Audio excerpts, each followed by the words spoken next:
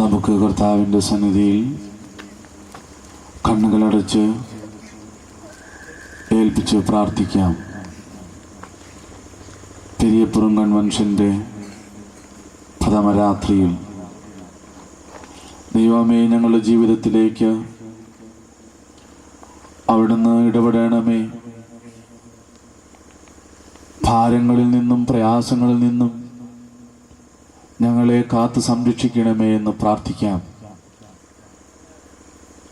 കർത്താവിൻ്റെ വചനം ശ്രേഷ്ഠ പിതാവ് അർപ്പിച്ചതുപോലെ ശൂന്യതയിൽ നിന്ന് സർവ്വതും സൃഷ്ടിച്ച് യഥാസ്ഥാനപ്പെടുത്തുന്ന വചനം ഈ രാത്രി ഞങ്ങളുടെ ജീവിതത്തിലേക്ക് പ്രവേശിക്കണമേ എന്ന് നമുക്ക് പ്രാർത്ഥിക്കാം. ഈ വചനത്തെ നൂറ്റാണ്ടുകൾക്ക് മുമ്പ് ഗോൽഗോഥ മലമുകളിൽ പരിശുദ്ധ പിതാക്കന്മാർ കണ്ടിട്ട് രണ്ട് കള്ളന്മാരുടെ മധ്യേ ക്രൂശിതനായ കർത്താവിനെ അടുത്തറിഞ്ഞ് ഇപ്രകാരം ധ്യാനിച്ചല്ലോ. കണ്ണുകളടച്ച് കാൽവറിയിലെ ക്രൂശിനെ ധ്യാനിച്ച് നമുക്ക് ചേർന്ന് പാടാം. നിൻമുറിവുകളിൽ നിന്നേറ്റേ മോറോൻ മണമെൻ നാഥ, നിന്നതരങ്ങളതോ പാട്ടി നോലോടത്തുള്ളു. നാഥ കർത്താവായ യേശുവേ, നിന്റെ തിരുമുറിവുകളിൽ നിന്ന് വാർന്നൊഴുകിയ തിരുരക്തത്തിൽ നിന്ന് ദിഗന്ധങ്ങളിലേക്ക് ആത്മാവിന്റെ നറുമണം വ്യാപിച്ചു. ജീവനായക, നിന്റെ പട്ടുനൂല് പോലെ മൃദുലമോഹനമായ അധരങ്ങളിൽ നിന്നൊഴുകിയ തിരുവചനം ശ്രവിച്ചപ്പോൾ ആ മോറോന്റെ നറുമണം എനിക്ക് ലഭിച്ചു. കാൺമാൻ വന്നോ എന്നെ പടർച്ചൂറ്റി ഗോകുൽത്തായി കവരെ വിട്ടോടി. ആ സുഗന്ധത്തിന്റെ ഉറവിടം തേടി ഞാൻ ഓടി. പക്ഷെ പടയാളികൾ എന്നെ വലയം ചെയ്തു. അവരെന്നെ തടഞ്ഞു. ഞാനോ അവരൊരു വിധത്തിൽ ഒഴിവാക്കി. ഓടിയ ഗോകുൽത്ത മലമുകളിൽ എത്തിച്ചേർന്നപ്പോൾ അവിടെ ഞാൻ കണ്ട ആ കാഴ്ച എന്നായിരുന്നുവെന്നോ. നിന്മാർവു തുറന്നും രക്തം വാർന്നും കണ്ടേ ഞാൻ. കുരിശാലടിയാരെ കാക്കും നാഥനായി സ്തോത്രം. ഹല്ലേലൂയ.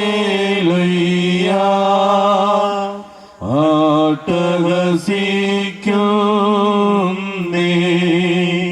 നിന്റെ മാറു തുറന്നും തിരുരക്തം വാർന്നും നീ കുരിശിൽ കിടന്ന് പിടയുന്ന ആ കാഴ്ച, ദൈവമേ, നീ ക്രൂശിലെ ത്യാഗമരണത്താൽ അടിയങ്ങളെ വീണ്ടെടുക്കുകയാണെന്ന് എനിക്ക് മനസ്സിലായി. ഉടനെ ഞാൻ എന്റെ നാഥന് ഹല്ലേലൂയയും സ്തോത്രവും ഉച്ചത്തിൽ പാടി.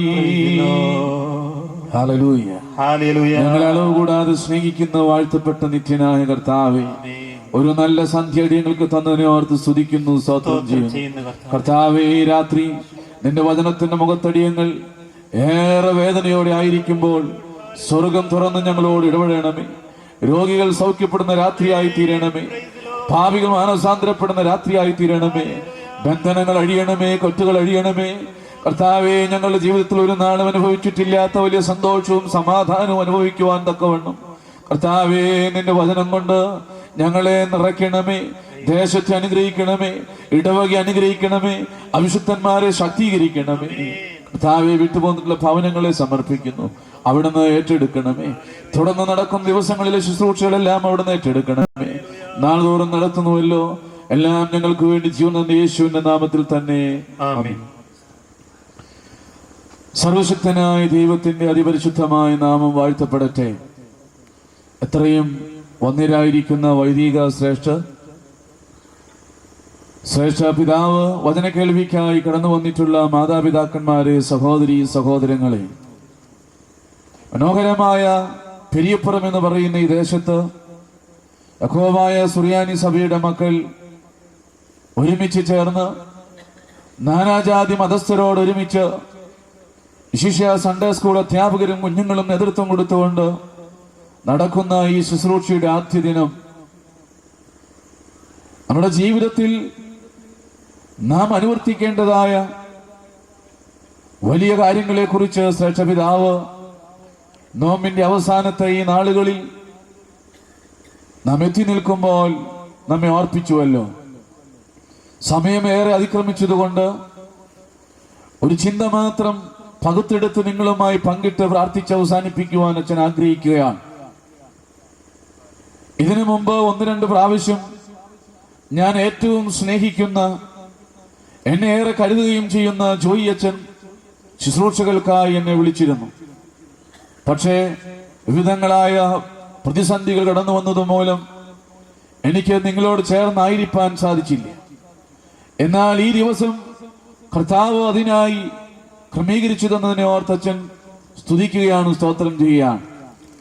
അനുഗ്രഹിക്കപ്പെട്ടവരെ, കർത്താവിന്റെ ഉത്ഥാനത്തിന്റെ ശക്തിയെ പ്രാപിക്കുവാൻ തക്കവണ്ണം ജീവിതവും മനസ്സും ശരീരവും എല്ലാം ക്രമീകരിച്ച് പ്രാർത്ഥനയോടെ, ഉപവാസത്തോടെ, ജാഗരണത്തോടെ, കർത്താവിന്റെ കഷ്ടാനുഭവങ്ങളോട് ചേർന്ന് നാം ആയിരിക്കുമ്പോൾ ഇന്ന് നാം അധിവസിക്കുന്നതായ സമൂഹം വളരെ പ്രതിസന്ധിയിലും ഭാരത്തിലുമാണ്. നാം ചുറ്റുപാട് കണ്ണോടിക്കുമ്പോൾ ഉയർന്നു കേൾക്കുന്നത് വിവിധങ്ങളായ വിലാപങ്ങളുടെ, സങ്കടങ്ങളുടെ, യാചനകളുടെ, അപേക്ഷകളുടെ അവസ്ഥകളാണ്.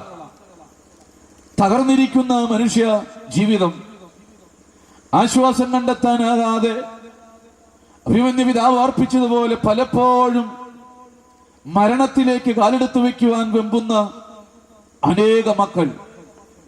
ദൈവമക്കളെ ഓർക്കുക, ഈ നോമ്പ് അതിന്റെ പൂർണ്ണതയിൽ നിങ്ങൾ അനുഭവിക്കുമ്പോൾ യോവേൽ പ്രവാചകൻ പറഞ്ഞതുപോലെ വസ്ത്രങ്ങളെയല്ല ഹൃദയങ്ങളെ തന്നെ കീറുവാൻ പ്രബോധിപ്പിച്ചതുപോലെ ഹൃദയത്തെ കീറി പുനഃപരിശോധന നടത്തി ഇന്നലകളിൽ കർത്താവിന്റെ സന്നിധിയിൽ ചെയ്തു കൂട്ടിയ ഓരോ പാപപ്രവർത്തികളും സുറിയാനി സഭയുടെ പിതാക്കന്മാർ ക്രമീകരിച്ചിട്ടുള്ള വിശുദ്ധ ഉപസാരമാകുന്ന കൂദാശയുടെ അനുഭവത്തിലൂടെ കർത്താവിന്റെ ഉത്ഥാനത്തിന്റെ ശക്തിയെ പ്രാപിക്കുവാൻ തക്കവണ്ണം നമുക്കും ഒരുങ്ങാം. അനുഗ്രഹിക്കപ്പെട്ടവരെ, ഈ തകർച്ചയുടെ നാളുകളിൽ, വിലാപത്തിന്റെ നാളുകളിൽ, നിരാശയുടെ നാളുകളിൽ, അസ്വസ്ഥതയുടെ നാളുകളിൽ നമുക്ക് പ്രാർത്ഥിക്കാം.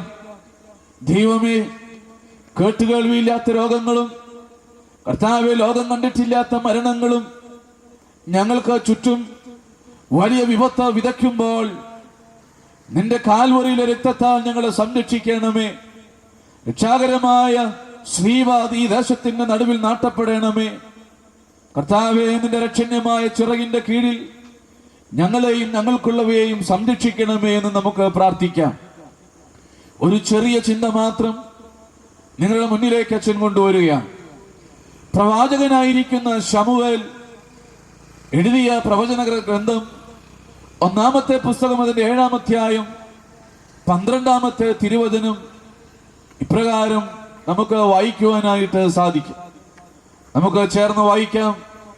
ശമൂവേൽ പ്രവാചകൻ എഴുതിയ പ്രവചന ഗ്രന്ഥം 1-ാമത്തെ പുസ്തകം 7-ാം അധ്യായം 12-ാമത്തെ തിരുവചനം.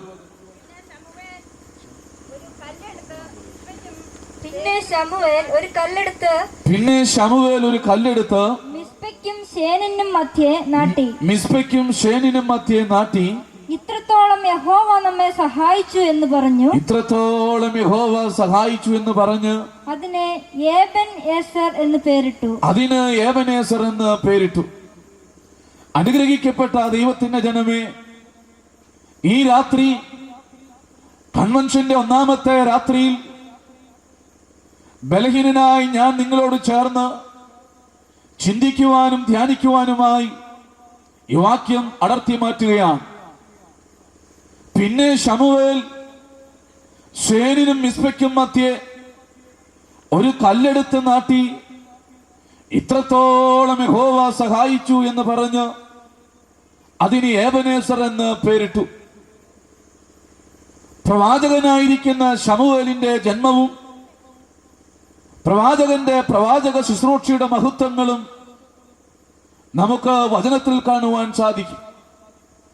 3-ാമത്തെ അധ്യായം പഠിക്കുമ്പോൾ വചനം ദുർലഭമായിരുന്ന കാലഘട്ടത്തിൽ, ദർശനങ്ങൾ ഏറെ വിരളമായിരുന്ന കാലഘട്ടത്തിൽ, ശീലോം എന്ന് പറയുന്ന ദൈവാലയത്തിൽ ആണ്ടുതോറും കടന്നു വന്ന് നിരാശയുടെ നടുവിൽ നിന്നുകൊണ്ട്, തകർച്ചയുടെ നടുവിൽ നിന്നുകൊണ്ട് പ്രാർത്ഥിക്കുന്ന ഒരു സഹോദരി ഹന്ന, പലരും അപമാനിച്ചിട്ടും പലരും അവഹേളിച്ചിട്ടും പലരും നിന്ദിച്ചിട്ടും ശാപം പേറുന്ന ജീവിതമെന്ന് ലോകം പലപ്പോഴും വിളിച്ചോതിയിട്ടും ഹന്ന മടുക്കാതെ നിരാശയാകാതെ ശീലോം ദൈവാലയത്തിൽ വന്ന് കാഴ്ചകൾ അർപ്പിച്ച് നോമ്പെടുത്ത് ഉപവസിച്ച് പ്രാർത്ഥിച്ചു.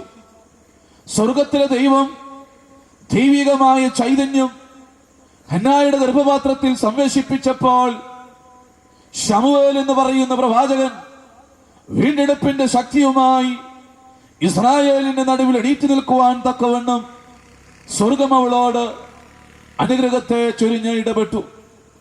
ഈ രാത്രി കുഞ്ഞുങ്ങളില്ലാതെ വിലപിക്കുന്ന മക്കളുണ്ടെങ്കിൽ ഹന്നായെ പോലെ നീ നിലവിളിച്ച് പ്രാർത്ഥിച്ചാൽ വാസ്തവമായും ശമൂവേലിനെ പോലെ ഒരു കുഞ്ഞിനെ ദൈവം നൽകും.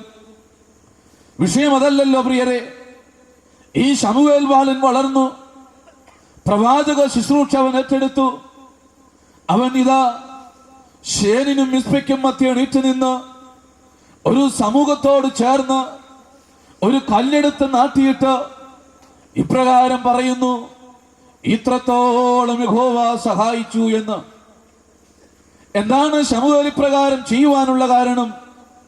ദൈവമക്കളെ, ഭാരതത്തിന്റെ ചരിത്രത്തിലേക്ക് കണ്ണോടിക്കുമ്പോൾ ഭാരതത്തെ ഭരിച്ചതും ഇതാ ഭാരതത്തെ വലിയ നേട്ടങ്ങളിലേക്ക് ആനയിച്ചതുമായ അനേകം ഭരണകർത്താക്കളുടെയും രാജാക്കന്മാരുടെയും ചരിത്രത്തിന്റെ ഏടുകളിൽ നമുക്ക് കാണുവാൻ സാധിക്കും. മഹാനായിരിക്കുന്ന രാജാക്കന്മാർ അവരവർ അവരുടെ ജീവിതത്തിൽ നേടിയ വിജയങ്ങളും യുദ്ധരംഗത്ത് കൈവരിച്ച നേട്ടങ്ങളും വലിയ പാറമേൽ ശിലകളിന്മേൽ കൊത്തിവയ്ക്കുക പതിവായിരുന്നു. എന്തിനു വേണ്ടി? വരുന്ന തലമുറ അത് വായിച്ച് മനസ്സിലാക്കണം. ഇങ്ങനെ ഒരു ഭരണാധികാരി ഇവിടെ ഭരിച്ചിരുന്നു എന്നും അവന്റെ ഭരണ നേട്ടങ്ങളാണ് ഇപ്പോൾ നിങ്ങൾ അനുഭവിക്കുന്നത് എന്നറിയുവാനായി. ഇത് ഒരു തരത്തിലുള്ള അവസ്ഥയാണെങ്കിൽ പല ദൈവാലയങ്ങളിലേക്കും വലിയ പ്രസ്ഥാനങ്ങളിലേക്കും ഇറങ്ങി ചെല്ലുമ്പോൾ ഈ ലിഖിതങ്ങൾ മറ്റൊരു രൂപത്തിൽ നമുക്ക് ദർശിക്കുവാൻ സാധിക്കും. ദൈവാലയത്തിന്റെ നടുമുറ്റത്ത് കാണുന്ന ബോർഡുകൾ ഡൊണേറ്റഡ് ബൈ ഇന്ന ഭവനത്തിലെ ഇന്ന പിതാവിന്റെ മകൻ, സ്പോൺസേഡ് ബൈ ഇന്ന ഭവനത്തിലെ ഇന്ന വ്യക്തിയുടെ മകൻ. ഈ ലിഖിതങ്ങളിൽ മേലെല്ലാം കാണുന്നത് വ്യക്തിഗത നേട്ടങ്ങളാണ്, വ്യക്തിഗത ഉയർച്ചകളാണ്, വ്യക്തികളുടെ പ്രഘോഷണങ്ങളാണ് ഈ ലിഖിതങ്ങളിൽ മേലെല്ലാം നമുക്ക് കാണുവാൻ സാധിക്കുന്നത്. എന്നാൽ ശേനിനും മിസ്പയ്ക്കും മധ്യേ ശമൂവേൽ ഉയർത്തിയ കല്ല് ഈ വിധത്തിലുള്ള ലിഖിതങ്ങളല്ല പ്രിയരെ. പ്രവാചകന്റെ പ്രവാചക ശുശ്രൂഷയുടെ മഹത്വങ്ങളോ, പ്രവാചകൻ പ്രാർത്ഥിച്ച് രോഗസൗഖ്യം കിട്ടിയതോ, പ്രവാചകൻ ഏറ്റെടുത്ത ശുശ്രൂഷയുടെ മഹത്വങ്ങളോ അല്ല. പകരം തകർച്ചയുടെയും നിരാശയുടെയും വേദനയുടെയും നാളുകളിൽ അഖിലാണ്ടത്തെ സൃഷ്ടിച്ച യഹോവയാം ദൈവം കരം നീട്ടി വഴി നടത്തിയ ജീവിതത്തിലെ തിക്ത അനുഭവങ്ങളെ കുറിച്ച് ശേനിനും മിസ്പയ്ക്കും മധ്യേ നാട്ടിയ കല്ല്, സഹായത്തിന്റെ പാറ വിളിച്ചോതുകയാണ് ലോകത്തോട്. ഈ രാത്രി കൺവെൻഷന്റെ പ്രഥമ രാത്രിയിൽ അച്ഛൻ ശമൂവേലിനോട് ചേർന്ന് നിങ്ങളോട് അറിയിക്കട്ടെ, ശേനിനും മിസ്പയ്ക്കും മധ്യേ നാട്ടിയ കല്ല്, സഹായത്തിന്റെ പാറ, നിന്റെ രോഗക്കിടക്കയിൽ, ദാമ്പത്യ ജീവിതത്തിന്റെ തകർച്ചയിൽ, നിന്റെ നിരാശയുടെ നടുവിൽ, നിന്റെ ജീവിതത്തിന്റെ അസ്വസ്ഥതയുടെ നടുവിൽ, കടഭാരത്തിന്റെ നടുവിൽ നാട്ടപ്പെടുവാൻ ഉള്ളുരുകി നിങ്ങൾ പ്രാർത്ഥിക്കുക. ഷേനിനും മിസ്പയ്ക്കും മധ്യേ ശമൂവേൽ നാട്ടിയ പാറ സഹായത്തിന്റെ കല്ല്, അത് അനുഗ്രഹത്തിന്റെ കല്ലായിരുന്നു, വിജയത്തിന്റെ കല്ലായിരുന്നു, ഉയർച്ചയുടെ കല്ലായിരുന്നു. ദൈവമേ, ഇന്ന് എന്റെ തകർന്ന ജീവിതത്തിലേക്ക് അവിടുന്ന് ഉയർത്തണമേ, നാട്ടണമേ എന്ന് നിങ്ങൾ പ്രാർത്ഥിക്കുക. അനുഗ്രഹിക്കപ്പെട്ട ദൈവത്തിന്റെ ജനമേ, ഇത് ശമൂവേൽ പ്രഘോഷിക്കുവാൻ തക്കവണ്ണം അവരുടെ ജീവിതത്തിലുണ്ടായ കൈപ്പേറിയ അനുഭവങ്ങൾ എന്തെല്ലാമാണ്. ഇന്ന് നിരാശയോടെ വിലപിക്കുന്ന സഹോദരങ്ങൾ, പ്രത്യാശ വെച്ച ദൈവത്തിന്റെ വചനത്തിന് കീഴ്പ്പെട്ടിരിക്കുക. ശമൂവേൽ ഇപ്രകാരം ഷേനിനും മിസ്പയ്ക്കും മധ്യേ പ്രഘോഷിക്കുവാൻ തക്കവണ്ണം അവരുടെ തിക്തമായ ജീവിത അനുഭവങ്ങൾ എന്തൊക്കെയായിരുന്നു. പ്രവാചകന്റെ പുസ്തകം 4-ാം അധ്യായം 1-2 വാക്യത്തിലേക്ക് കടന്നു ചെല്ലുമ്പോൾ നമുക്കൊരു സംഭവം കാണുവാൻ സാധിക്കും. നമുക്ക് ചേർന്ന് വായിക്കാം. 4-ാം അധ്യായം 1-2 വാക്യങ്ങൾ. ശമൂവേലിന്റെ വചനം എല്ലാ ഇസ്രായേലിനും വന്നിട്ട് ഇസ്രായേൽ ഫെലിസ്ത്യരുടെ നേരെ യുദ്ധത്തിന് പുറപ്പെട്ടു. ഏബൻ ഏസറിന് അരികെ പാളയം ഇറങ്ങി. ഫെലിസ്ത്യർ അഫേക്കിലും പാളയം ഇറങ്ങി. ഫെലിസ്ത്യർ ഇസ്രായേലിന്റെ നേരെ അണിനിരന്നു. പട പരന്നപ്പോൾ ഇസ്രായേൽ ഫെലിസ്ത്യരോട് തോറ്റുപോയി. ഇസ്രായേലിന് അന്ധമായൊരു വിശ്വാസമുണ്ടായിരുന്നു. യഹോവയാം ദൈവത്തിന്റെ രക്ഷാകരമായ ചിറകിന്റെ കീഴിൽ ഞങ്ങൾക്കൊരു നാളും ആപത്തോ അനർത്ഥമോ തകർച്ചകളോ കടന്നു വരില്ല. നമ്മളിൽ പലരും അങ്ങനെ ചിന്തിക്കുന്നവരാണ്. വലിയ സാമ്പത്തിക ഭദ്രതകൾ എനിക്കുണ്ട്, ഇപ്പോൾ രാഷ്ട്രീയ സാമൂഹിക ഭദ്രതകൾ എനിക്കുണ്ട്, ബന്ധങ്ങളുണ്ട്, അമേരിക്കയിലും യൂറോപ്പിലും ജോലി ചെയ്യുന്ന മക്കളും പരിവാരങ്ങളും, നാട്ടിലേറെ സാമ്പത്തിക ഭദ്രതകൾ, എനിക്ക് യാതൊരു തകർച്ചകളോ വേദനകളോ കടന്നു വരില്ല എന്ന് മൂഢമായും അന്ധമായും വിശ്വസിക്കുന്ന സമൂഹത്തിന്റെ നടുവിലാണ് നാം ജീവിക്കുന്നത്. എന്നാൽ അനുഗ്രഹിക്കപ്പെട്ടവരെ, യഹോവയാം ദൈവത്തിന്റെ ന്യായവിധിയുടെ കരം നിന്റെ വ്യക്തി ജീവിതത്തിന്റെ മേലും, നിന്റെ കുടുംബ ജീവിതത്തിന്റെ മേലും, നിന്റെ രാഷ്ട്രീയ സാമൂഹിക സാംസ്കാരിക മണ്ഡലത്തിന്മേൽ ഭാരമായി തീരുമ്പോൾ നിന്റെ സ്ഥാനമാനങ്ങൾക്കോ രാഷ്ട്രീയ ബന്ധങ്ങൾക്കോ സാമ്പത്തിക ഭദ്രതകൾക്കോ സാമൂഹിക മാനദണ്ഡങ്ങൾക്കോ ഈ ന്യായവിധിയുടെ കരത്തിൽ നിന്ന് വിടുവിപ്പാൻ നിനക്ക് സാധ്യമല്ല. ആമേൻ. അതുകൊണ്ട് ഈ രാത്രി ഓർത്തുകൊള്ളുക, കർത്താവിന്റെ ന്യായവിധിയുടെ കരം ചില വ്യക്തികളിൽ മേലും സമൂഹത്തിന്റെ മേലും ഇതിനോടകം ഭാരമായി തീർന്നിട്ടുണ്ട്. അതുകൊണ്ട് എന്തു ചെയ്യണം? എന്തുകൊണ്ട് ഈ ഭാരം എനിക്ക് ഈ ജീവിതത്തിലേക്ക് കടന്നു വന്നു? ഇസ്രായേല്യരുടെ ജീവിതത്തിൽ തകർച്ച വന്നത്, ഇസ്രായേല്യരുടെ ജീവിതത്തിൽ ഭാരം വന്നത് എന്തുകൊണ്ടാണ്? വചനം വളരെ വ്യക്തമായി പറയുന്നു. ശമൂവേലിന്റെ വചനം എല്ലാ ഇസ്രായേലിലും വന്നിട്ടും ഇസ്രായേലിൽ ഫെലിസ്ത്യരോട് പടക്കിറങ്ങിയ. അപ്പൊ വാസ്തവമായും വചനം അവിടെ വെളിപ്പെടുത്തുന്നുണ്ട്, ദൈവത്തിന്റെ സ്വന്തം ജനമായ, ദൈവത്തിന്റെ സ്വന്തം കരത്താൽ സൃഷ്ടിക്കപ്പെട്ട ദൈവത്തിന്റെ ജനം പരാജയം ഏറ്റുവാങ്ങിയത് വചനത്തോട് മറുതിരിച്ചതുകൊണ്ടാണ്. ശമൂവേലിന്റെ വചനം ഇസ്രായേലിന്റെ ഓരോ മുക്കിലും മൂലയിലും കടന്നു ചെന്നു. എന്തായിരുന്നു ശമൂവേലിന്റെ വചനം? 17-ാം അധ്യായം 47-ാം വാക്യത്തിൽ പറയുന്നു, മക്കളെ, സഹോദരങ്ങളെ, യുദ്ധം മനുഷ്യരുടേതല്ല, യുദ്ധം യഹോവയുടേതാകുന്നു എന്ന്.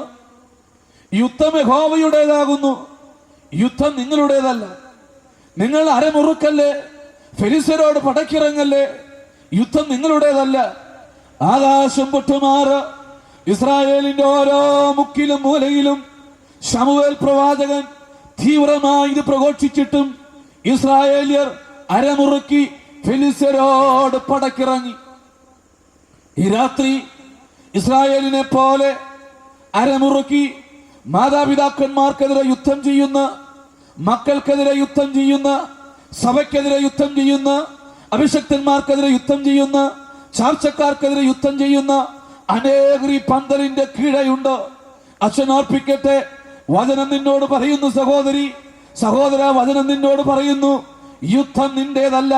നീ അരമുറുക്കല്ലേ, നീ പടക്കിറങ്ങല്ലേ, നിന്റെ ജീവിതത്തിലേക്ക് പരാജയങ്ങൾ ഒന്നൊന്നായി കടന്നു വരും, തകർച്ചകൾ കടന്നു വരും. യഹോവയാം ദൈവത്തിന്റെ ന്യായവിധിയുടെ കരം നിന്റെ മേൽ ഭാരമായി തീരും. യഹോവയെ മറക്കുന്നവനെ ഇത് ഓർത്തുകൊള്ളുക, നിന്നെ അവൻ കീറിക്കളയും, വിടുവിപ്പാൻ ആർക്കും സാധ്യമല്ല. വചനം വളരെ ശക്തമായി പറയുന്നു. അതുകൊണ്ട് ഏതെങ്കിലും തകർച്ചകളുടെയോ ഭാരത്തിന്റെയോ കടഭാരത്തിന്റെയോ നിരാശയുടെ നടുവിലോ നീ ഇരിക്കുമ്പോൾ ഓർക്കുക, നിന്റെ ജീവിതത്തിൽ നീ വചനത്തോട് മറുതലിച്ചത് കൊണ്ടാണ് ഈ ഇത്രമാത്രം ശക്തമായി തകർച്ചകളും വേദനകളും ജീവിതത്തിലേക്ക് കടന്നു വരുന്നത്. അച്ഛൻ പറയുമ്പോ 10-25 പേരിരുന്ന് സുഖമായി ഉറങ്ങുന്നുണ്ട്, യാതൊരു കൂസലുമില്ലാതെ. ദൈവമക്കളെ, വചനം അത് ദൈവമാണ്. സുറിയാനി സഭയുടെ പിതാക്കന്മാർ വളരെ ശക്തമായി പ്രഘോഷിച്ചിട്ടുണ്ട്.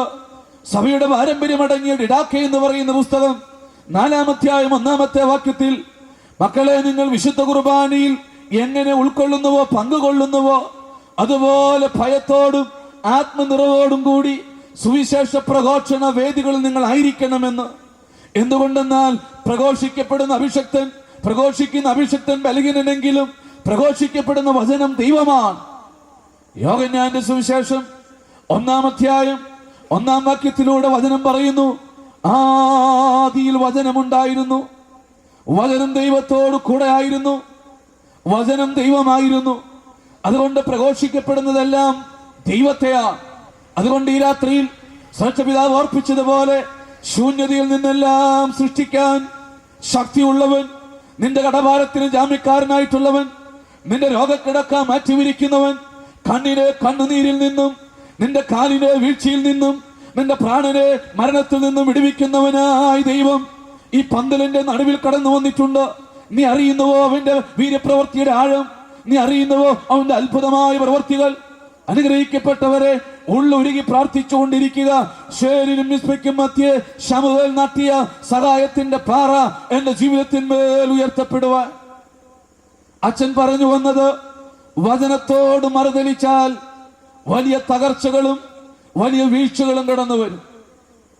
എന്നാൽ ഇന്ന് വചനമാകുന്ന ദൈവത്തെ ഇന്ന് ഈ ലോകത്തിന്റെ മക്കൾ പലപ്പോഴും ഭക്തിയുടെ വേഷം സ്വീകരിച്ച് അതിനെ കോട്ടിമാറ്റുകയാണ്.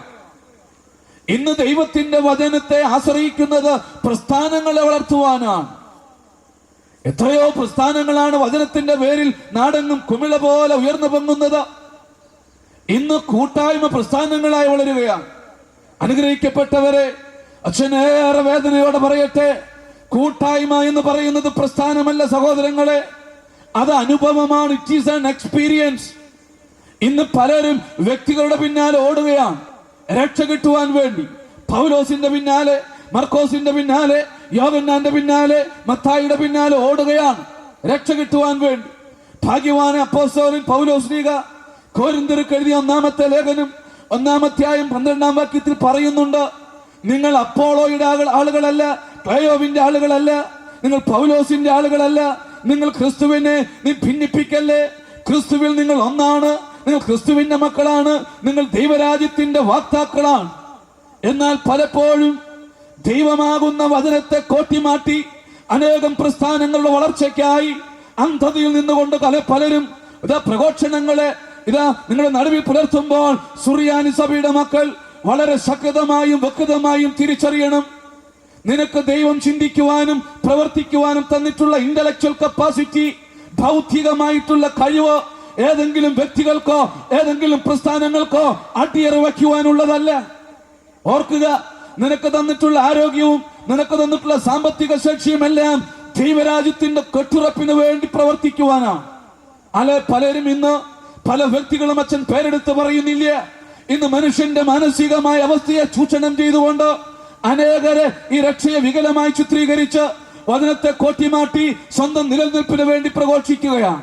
അച്ഛൻ അർപ്പിക്കട്ടെ, അങ്ങനെ ഏതെങ്കിലും വ്യക്തികൾ ഏതെങ്കിലും പ്രസ്ഥാനത്തിൽ പ്രസംഗിക്കുകയോ പ്രവർത്തിക്കുകയോ ചെയ്യുന്നുണ്ടെങ്കിൽ യെരൂശലേം ദൈവാലയത്തിന് നടുവിൽ നിന്നുകൊണ്ട് കർത്താവെടുത്ത ചാട്ടവാറിന്റെ അഗ്രത്തിന്മേൽ അനേകായിരങ്ങൾ ബുദ്ധിക്ക് ഭ്രമം സംഭവിക്കാത്ത അനേകായിരങ്ങൾ ചേർത്ത് പിടിക്കുമ്പോൾ, ഒരുമിച്ച് പിടിക്കുമ്പോൾ ആ ശക്തിയെ തടുക്കുവാൻ ഈ ലോകത്തിലെ മനുഷ്യർക്ക് സാധ്യമല്ലാതെ വരും. അതുകൊണ്ട് അച്ഛൻ പറയുന്നത്, വചനത്തെ ജീവിതത്തിൽ വേണ്ടുവോൾ അറിയണം. തിരുമേനി പ്രഖ്യാപിച്ചല്ലോ, പ്രഘോഷിച്ചല്ലോ, ഭാരം വരുമ്പോൾ ഒളിച്ചോടുകയല്ല വേണ്ടത്. അച്ഛൻ പറഞ്ഞത് ഭാരം വരുമ്പോൾ ഓടുകയാണ്. ചില പ്രസ്ഥാനങ്ങളിലേക്കും പലതിലേക്കും കാൽവറിയിലെ ക്രൂശിന്റെ ചുവട്ടിൽ നീ ഒന്ന് ഭാരത്തെ ഇറക്കി വെക്കുവാൻ നീ ഒന്ന് ശ്രമിച്ചാൽ, 55-ാം സങ്കീർത്തനം ഇത് 6-ാമത്തെ വാക്യത്തിൽ ദാവീദ് പറയുന്നുണ്ട്, എനിക്ക് പ്രാവിനെ പോലെ ചിറകുണ്ടായിരുന്നെങ്കിൽ പറന്നുപോയി വിശ്രമം കണ്ടെത്താമായിരുന്നു എന്ന്. അവന്റെ ജീവിതത്തിൽ പ്രതിസന്ധികൾ വന്നപ്പോൾ, അവന്റെ ജീവിതത്തിലേക്ക് തകർച്ചകൾ കടന്നു വന്നപ്പോൾ അവനിങ്ങനെ വിലപിക്കുകയാണ്. എന്നാൽ അനുഗ്രഹിക്കപ്പെട്ടവരെ, അവൻ ഒരു സത്യത്തെ തിരിച്ചറിഞ്ഞിട്ട് ഈ ദാവീദ് പറയുന്നുണ്ട്, 55-ാം സങ്കീർത്തനം 22-ാം തിരുവചനം, നിന്റെ സർവഭാരങ്ങളും യഹോവയുടെ മേൽ വച്ചുകൊള്ളുക, അവൻ നിന്നെ പുലർത്തും. അതുകൊണ്ട് പ്രസ്ഥാനങ്ങളിലല്ല വെക്കേണ്ടത്, കാൽവറിയിലെ ക്രൂശിന്റെ ചുവട്ടിൽ വെക്കുക. പ്രസ്ഥാനങ്ങളിൽ വെക്കുന്നവർ ഇപ്പോഴും തകർന്നുകൊണ്ടിരിക്കും, എപ്പോഴും വേദനിച്ചുകൊണ്ടിരിക്കും. വ്യക്തിപൂജ പാപമാണ് പ്രിയരെ. അതുകൊണ്ട് അച്ഛൻ ഇത് പറയുന്നത് ഏറെ വേദനയുടെ മധ്യത്തിൽ നിന്നുകൊണ്ട്. അതിന്റെ ആഴങ്ങളിലേക്ക് അച്ഛൻ പിന്നീട് കടന്നു വരാം. ഇപ്പോൾ അച്ഛൻ പറയുന്നു, വചനത്തിന് കീഴ്പ്പെടണം, വ്യക്തികൾക്കല്ല, പ്രസ്ഥാനങ്ങൾക്കല്ല. പരിശുദ്ധ സഭയിൽ നിന്നുകൊണ്ട് വചനത്തിന് കീഴ്പ്പെട്ട്, സഭയുടെ കൽപ്പനയ്ക്ക് കീഴ്പ്പെട്ട് നീ ആയിരുന്നാൽ ഈ ദേശത്തിൽ അനുഗ്രഹിക്കപ്പെടും. നിന്റെ ജീവിതത്തിലെ ബന്ധനങ്ങളും ശാപങ്ങളും മാറിപ്പോകുമെന്ന് വചനം പ്രഘോഷിക്കുകയാണ്. ഇസ്രായേലിയർ പരാജയത്തെ ഏറ്റുവാങ്ങിയത് വചനത്തോട് മറുതലിച്ചത് കൊണ്ടാണ്. ദൈവമക്കളെ, വചനത്തോട് മറുതലിച്ച് പരാജയങ്ങൾ ഏറ്റുവാങ്ങി അനേകരെ വചനത്തിലും സമൂഹത്തിന്റെ മധ്യത്തിലും കാണുവാൻ സാധിക്കും. ഞാൻ ഇങ്ങനെ ഒരു സംഭവം ഓർക്കുന്നു. ഒരു എക്യൂമെനിക്കൽ കൺവെൻഷന് കഴിഞ്ഞ 1 മാസത്തിന് മുമ്പ് ഗൾഫിന്റെ പ്രദേശത്ത് 4 പള്ളികൾ ചേർന്നുള്ള ശുശ്രൂഷയിൽ സംബന്ധിക്കുവാനിടയായി. ദൈവമക്കളെ, ഇതാ അവിടെ നടന്ന CSI പള്ളിയിൽ നടന്ന വലിയ ഒരു സുവിശേഷ യോഗത്തിൽ പ്രഘോഷണം കഴിഞ്ഞ് ഞാൻ ഈ ദൈവാലയത്തിന്റെ താഴത്തെ നിലയിലേക്ക് ഇറങ്ങി വരുമ്പോൾ, വൈദികരോട് ചേർന്ന് ഇറങ്ങി വരുമ്പോൾ, ഒരു മനുഷ്യനെ 4 വ്യക്തികൾ ചേർന്ന് 2 കരങ്ങളും ചേർത്ത് പിടിച്ച് പരസഹായത്തോടെ നടത്തിക്കൊണ്ടുവരുന്നത് കാണുവാൻ സാധിച്ചു. ഈ മനുഷ്യൻ വൈദികരായിരിക്കുന്ന ഞങ്ങളുടെ അടുക്കൽ വന്നിട്ട് പറഞ്ഞത്, അച്ഛാ, ഗൾഫിന്റെ പ്രദേശങ്ങളിൽ അനേകം ബിസിനസ് സാമ്രാജ്യങ്ങൾ എനിക്കുണ്ട്, കോടിക്കണക്കിന് രൂപയുടെ ആസ്തി എനിക്കുണ്ട്. ഞാൻ സഞ്ചരിക്കുന്ന കാറ് 1 കോടി രൂപ മുടക്കുള്ള BMW കാറാണ്. എനിക്ക് ബിസിനസ് പാർട്ട്നേഴ്സ് ഉണ്ട്. എന്നാൽ ഇന്ന് ഞാൻ നിരാശയുടെ നടുവിൽ ഈ ആലയത്തിലായിരിക്കുമ്പോൾ നിലച്ചിരിക്കാത്ത നേരത്ത് കടന്നു വന്ന ഒരു ആക്സിഡന്റ് എന്റെ ജീവിതത്തിലെ ഭദ്രതകളെല്ലാം തകർത്തു കളഞ്ഞു. എന്റെ സകല അസ്ഥികളും ഒടിഞ്ഞു നുറങ്ങി. എന്റെ ശരീരത്തിന്റെ കാഴ്ച 95% നഷ്ടപ്പെട്ടു പോയി. അതുകൊണ്ട് എനിക്ക് വേണ്ടി പ്രാർത്ഥിക്കണമെന്ന് ഈ മനുഷ്യൻ പറയുമ്പോൾ, രോഗക്കിടക്കയിലായിരുന്ന ആദ്യ ദിവസം അദ്ദേഹത്തിന്റെ ബിസിനസ് പാർട്ട്ണർ സക്കറിയ എന്ന് പറയുന്ന ഒരു സഹോദരൻ അദ്ദേഹത്തിന്റെ അടുക്കൽ ചേർന്ന് നിൽക്കുമ്പോൾ, വേദനയുടെ നടുവിൽ നിന്നുകൊണ്ട് കോടികളുടെ അധിപതി ഈ മനുഷ്യൻ സക്കറിയാവിനോട് പറഞ്ഞു, മിസ്റ്റർ സക്കറിയ, എന്റെ കോടികൾക്കോ, എന്റെ ബിസിനസ് സാമ്രാജ്യങ്ങൾക്കോ, എന്റെ അന്താരാഷ്ട്ര ബന്ധങ്ങൾക്കോ എന്റെ രോഗക്കിടക്കയിൽ നിന്ന് സൗഖ്യം നൽകുവാൻ സാധിക്കുമെങ്കിൽ അത് ഞാൻ തീരെഴുതാം. നീ എനിക്ക് സൗഖ്യം വാങ്ങിത്തരണം. ഭക്തനായിരിക്കുന്ന സക്കറിയ പറഞ്ഞു, നീ ഏതെങ്കിലും നേതാക്കന്മാർക്കോ, നീ ഏതെങ്കിലും അവസ്ഥകൾക്കോ അല്ല കീഴ്പ്പെടേണ്ടത്. നീ തീരെഴുതേണ്ടത് ദൈവരാജ്യത്തിന്റെ കീഴിലാണ്, സാക്ഷാൽ ദൈവത്തിന്റെ കീഴിലാണ്. നിനക്ക് കീഴ്പ്പെട്ടു കൊടുക്കുവാൻ മനസ്സുണ്ടോ? ദൈവമക്കൾ, എനിക്ക് മനസ്സുണ്ട്. അന്ന് വൈദികരോട് ചേർന്ന് ഏകദേശം 2 മണിക്കൂറോളം 4 ഫുൾ ഷീറ്റ് വൈറ്റ് പേപ്പറിൽ അദ്ദേഹം ചെയ്തു കൂട്ടിയ ഓരോ പാപങ്ങളും, വചനത്തോട് മറുതലിച്ചു കൂട്ടിയ ഓരോ പാപങ്ങളും ഏറ്റു പറഞ്ഞു. അഭിഷക്തന്മാർക്കെതിരെ തിരിഞ്ഞത്, സുവിശേഷ പ്രഘോഷകർക്കെതിരെ തിരിഞ്ഞത്, ഗാത്രമായിരിക്കുന്ന സഭയ്ക്കെതിരെ തിരിഞ്ഞത്, ഒന്നൊന്നായി ദൈവത്തിന്റെ സന്നിധിയിൽ പകരുമ്പോൾ, ദൈവമക്കളെ, 4 വൈദികർ ഒരുമിച്ചിരുന്ന് ആ മനുഷ്യന് വേണ്ടി മുട്ടുമടക്കി പ്രാർത്ഥിച്ചു. പിറ്റേ ദിവസം ഞാൻ ആയിരുന്ന ദൈവാലയത്തിൽ വിശുദ്ധ കുർബാനയ്ക്കായി ഒരുങ്ങി നിൽക്കുമ്പോൾ, ഈ മനുഷ്യൻ കാഴ്ച നഷ്ടപ്പെട്ടു എന്ന് ലോകം വിളിച്ചു പറഞ്ഞ മനുഷ്യൻ, ശാസ്ത്ര സാങ്കേതിക വിദ്യകൾ കൈവിട്ട ഈ മനുഷ്യൻ 1 കോടി രൂപ വിലയുള്ള തന്റെ സ്വന്തം കാർ ഓടിച്ച് 2 കുഞ്ഞുങ്ങളോടും ഭാര്യയോടും ചേർന്ന് തനിയെ ഈ ആലയത്തിൽ കടന്നു വന്ന് ദൈവത്തെ സ്തുതിക്കുവാനിടയായി. എന്റെ കർത്താവേ, നിനക്ക് സ്തോത്രം. നീ എനിക്ക് എന്റെ ശരീരത്തിലെ ബലഹീനതകൾ ഏറ്റെടുത്തല്ലോ, എന്റെ അന്ധത മാറ്റി കാഴ്ച തന്നല്ലോ, ഞാൻ നിന്നെ സ്തുതിക്കുന്നു എന്ന് പറഞ്ഞ് പുതിയ സൃഷ്ടിയുടെ അനുഭവത്തിൽ നിന്നുകൊണ്ട് ഈ മനുഷ്യനുമായി ഇടപെടുവാനിടയായി. അച്ഛൻ എന്ന് പറഞ്ഞത്, ഇന്ന് നീ അനുഭവിക്കുന്ന വേദന, ശരീരത്തിലും മനസ്സിലും അനുഭവിക്കുന്ന തകർച്ചകൾ വചനത്തോട് മറുതലിച്ചത് കൊണ്ടല്ലേ? വചനം പറയുന്നു, ഞാൻ നിങ്ങളെ സ്നേഹിക്കുന്നത് പോലെ നിങ്ങളും പരസ്പരം സ്നേഹിക്കണമെന്ന്. ലോകത്തിലെ സകല പ്രശ്നങ്ങൾക്കും പരിഹാരം ഒറ്റ വഴിയുള്ളൂ, സ്നേഹം. ചുമ്മാ സ്നേഹിക്കുക, കർത്താവ് സ്നേഹിച്ചതുപോലെ സ്നേഹിക്കുക.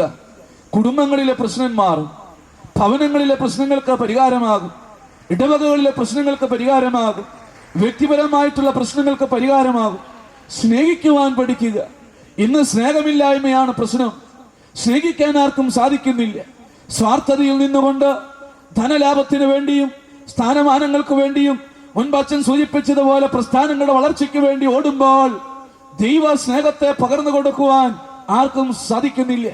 ദൈവമക്കളെ, ഒരിക്കൽ ഞാൻ ഓർക്കുന്നു, സഭയുടെ ധ്യാന മന്ദിരത്തോട് ചേർന്ന് വിദ്യാർത്ഥികൾക്കുള്ള ഒരു ധ്യാന യോഗത്തിൽ വൈദികർ പറഞ്ഞു, നിങ്ങളുടെ ജീവിതത്തിലെ വളരെ തകർന്ന് വേദനിക്കുന്ന അനുഭവങ്ങൾ വൈറ്റ് പേപ്പറിൽ എഴുതി അത് വൈദികരെടുക്കൽ സമർപ്പിക്കുക.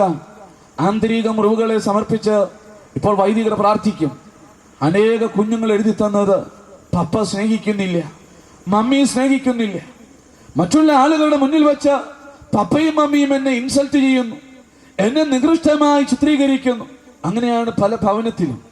വ്യക്തിപരമായ അനേക വ്യക്തി ജീവിതത്തിലേക്ക് ഇറങ്ങി ചെല്ലുമ്പോൾ, അനേകരുടെ ജീവിതത്തിലേക്ക് ഇറങ്ങി ചെല്ലുമ്പോൾ മക്കളെ സ്നേഹിക്കുന്നതിൽ തന്നെ പാർഷ്യാലിറ്റി കാണിക്കുന്ന മാതാപിതാക്കന്മാർ.